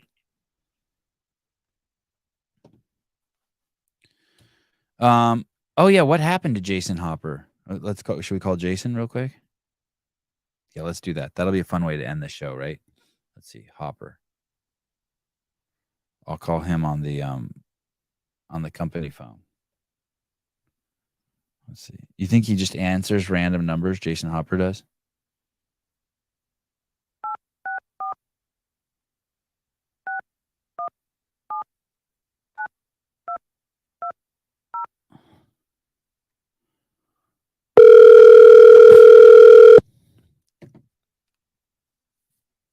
I'm not calling Alexis Raptors. Thank you, though, for the suggestion. I only call people on the phone because I'm not worried that if he gets angry and he never comes on, it'll be okay. I do want Alexis Raptors to come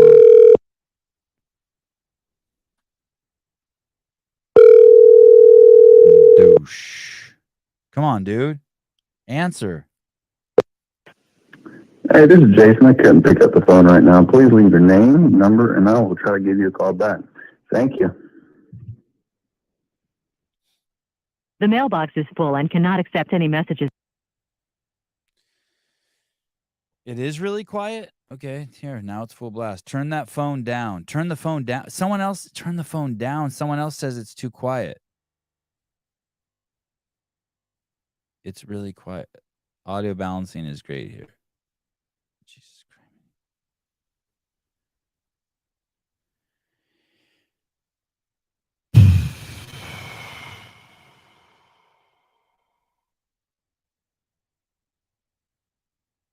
Oh, a friend just texted me. My friend said, part of growing up as a boy is learning the full craft of the mom jokes. And it shouldn't end with age. Yeah, thank you. I appreciate it.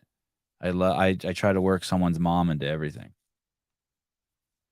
I think the Roadcaster does tell you about levels. I just don't look at any of that shit. Oh yeah, it's got all sorts of shit like that. Let's see. That's me full blast, and then this is me lower, higher. I don't know, but I don't know how to read any of this stuff. And we got buttons like that.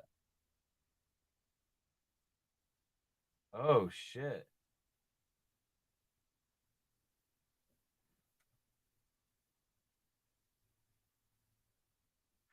Hello? Goodbye. This one's called Large Robot. Large robot. You know, when it does an audio like effect, I also try to affect my voice. I don't know, I should just talk normal and let it do it, right? Instead of like, I am a robot. Huh. I know there's something I want to share with you guys. Give me 1 second.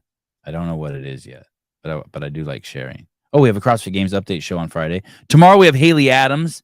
Very excited about that. Very excited about that. All I'm gonna say to her is like, hey, can you just tell me what the fuck is going on with your life? This is what I wanted to share with you guys. Can you imagine running the social media at CrossFit.com? I wonder who's doing that. I thought about this after we had Greg on. Imagine that there's a guy who's just an absolutely fucking genius. And on top of that, maybe one of the greatest wordsmiths walking the planet today. And your job is to represent what he created on social media, but you've never met him or don't know anything about him. I've been tripping lately on the CrossFit Games and CrossFit.com Instagram accounts. I'm like,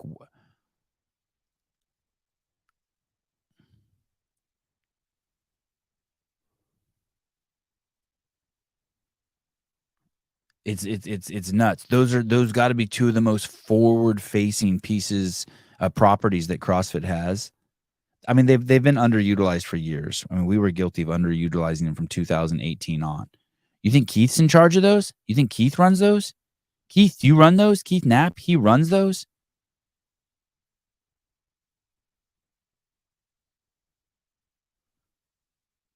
I don't mean this to be a dick, but they seem like they're being run by 18-year-old girls. Take that how you want. We can get into the more details later. But dude, I wonder if those people who run those accounts, like if I ran those accounts, like part of my job would be to listen to 1 hour or read 1 hour of Greg Glassman content every single day.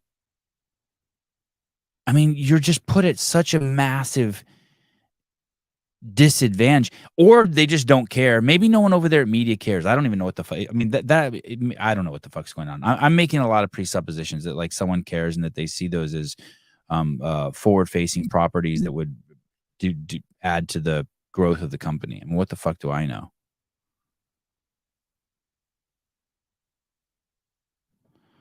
Yeah, I don't think Keith Knapp, director of marketing of CrossFit, I don't think he's running those. I don't know. I should ask him.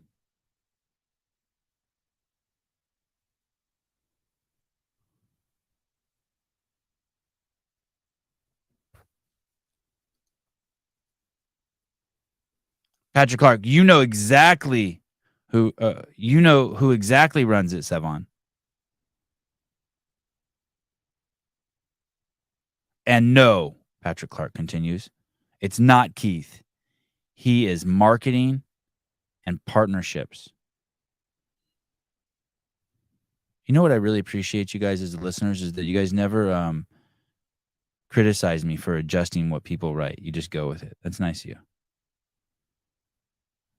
Sleeky. It's not Keith who is running social media at HQ.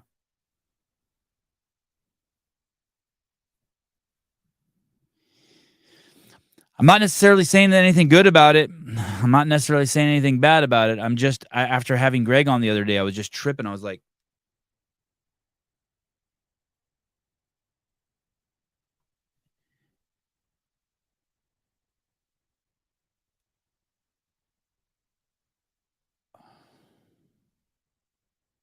Tupac, Hemingway, Einstein, Seinfeld, all mashed into one person. And now you're the voice of what he spent 15 years creating. The Buttery Bros could actually do a good job with it, probably. Andrew Hiller, maybe Keith should run it. It's such an underutilized tool. Oh, my goodness. Oh, my goodness.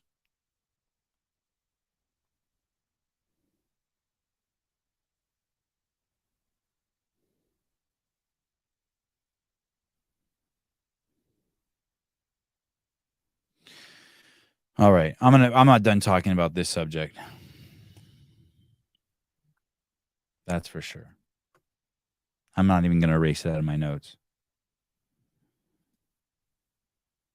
Oh, do you want to hear something crazy, though, about the Alex girl, the Swolverine girl? Wait till I tell you guys this. Hold on a minute. Hold on a minute.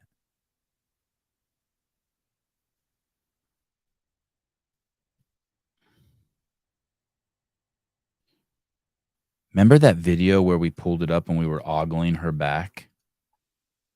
Right here, this one. So I ran into her in North. See this? Remember how I was like, I cannot believe those lats, how crazy they are. I ran into her at NorCal at that competition that Blair Morrison and Ben Alderman were throwing. Hiller was there, and I ran into her, and I said, "Hey, you have incredible lats," and she turned her back to me and she flexed them and she goes, "Go ahead, you can touch them." And remember, the whole thing I was saying is what a waste it was that no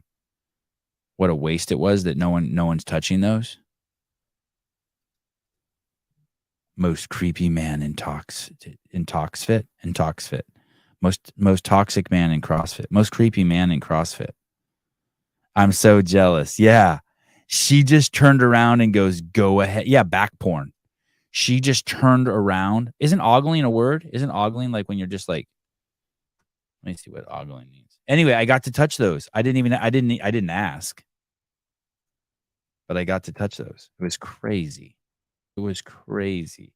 Ogling, to look amorously, flirtatiously, amorously. What does that mean? With loving eyes, amor. That's Latin, right? Amor. To look at. Oh, it's 1G. Ogling. Stare. Oh shit! Isn't that crazy? There's two different definitions. One is to stare in a lecherous manner. That doesn't sound good.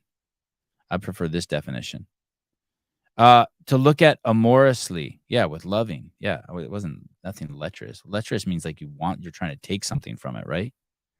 Morris, in a way that shows sexual desire or love towards someone. Yeah, it's probably more like that, to be honest. Hold on, back to the definition of ogling. Where the fuck was it? Anyway, I fucking lost it. Fuck, where's ogling? Flirtatious or impertinently. I don't know what that word means either. Impertinently. To stare at. Yeah, it's to stare at. Is it ogle or ogle?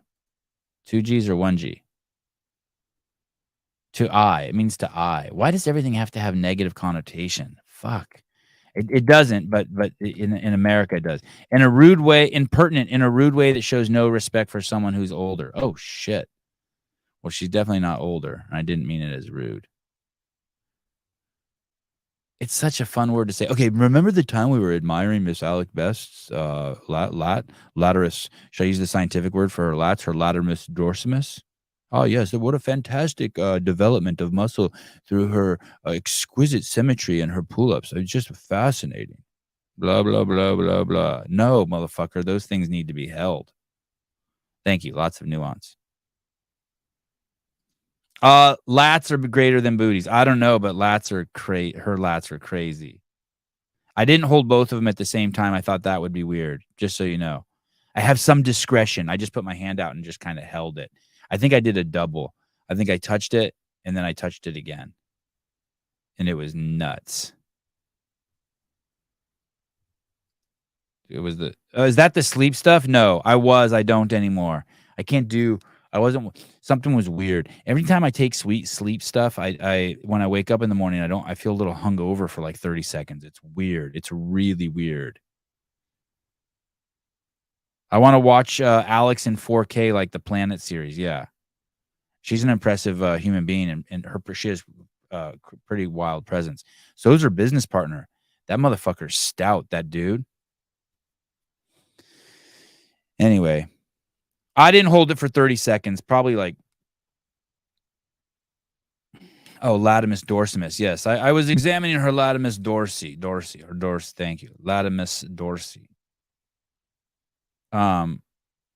Probably like 2 seconds.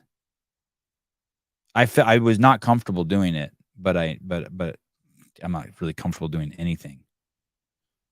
I'm uncomfortable, an uncomfortable person. Okay, sorry. We need that discount code. Enough of talk about ogling the chicks.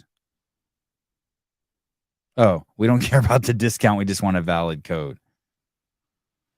Yeah. And then I think I maybe showed her my lats. She didn't touch them. Jake Chapman, 100% Sevi. It's only when people decide to sexualize things that they become sexualized. Some people sexualize people and think everyone else will too. Untrue. I grabbed it. I held it like this. I held it like how you would hold, like how, do you ever pat watermelons or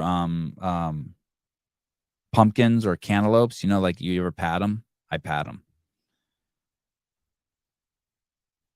I just fucking like I just held it like that. Like it was nice. It just fit in there in my little hands, my little grubby hands. Mwah. She said, "You want to touch them?" I was like, fuck. I didn't grope. I was definitely didn't grope. Not that I didn't want to grope. I would have definitely had to do two hands. I didn't once my hand touched her lat, there was none of that. Like it was just like a, you know, like you'd pat a watermelon, you know what I mean? It was like how you slap a butt. It was like a, but I held it. I didn't tap it.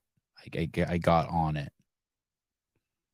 I didn't let my fingers caressed onto her boob either. Like, don't anyone get crazy. You know what I mean? Like I had my fingers didn't, what was that thing called, Jeffrey? The latimus dorsi. I didn't get into, you know what I mean? Like I could have, I guess I could have been like, oops, and reached around and checked her pectorials, but I didn't.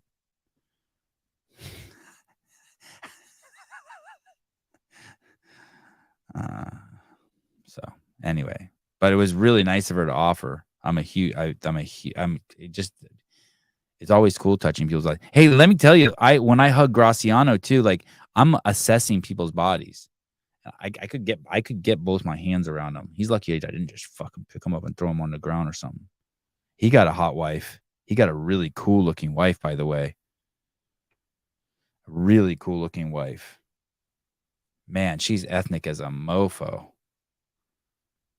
She was cool looking. And he got beautiful kids. You know who I saw who has the most beautiful kids ever? I saw Blade there. I didn't even know it was him. He's huge. That's a big dude. That's a lot of man. Very nice. Just like you'd imagine from being on the show. What's weird though is I didn't recognize him.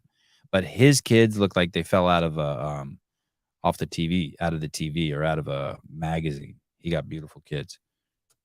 Very unique looking kids. Very unique. He got a 1-year-old baby that it's weird.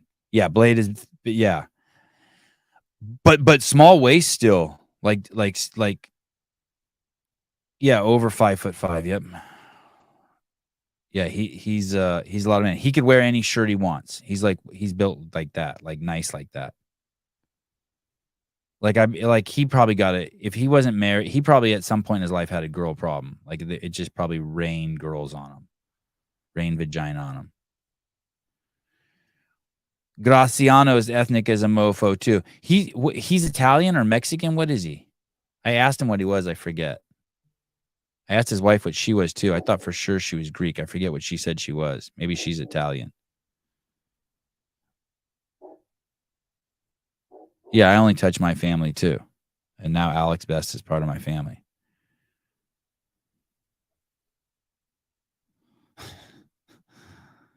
No. He's Blade is tall. Blade's, I think, taller than Chandler Smith. Blade's like he's like Matthew McConaughey with 20 pounds more of muscle. You know what I mean? He's like a sex symbol more like. He's like, He's more than just like, he doesn't look like just like a like I think of those guys as just having too much muscle almost. He's like juiced up version of Lance Armstrong.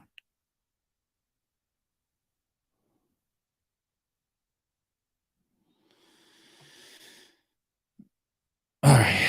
That's good. All right, I'm late. I'm supposed to be somewhere at 9:30 across town. Love you guys.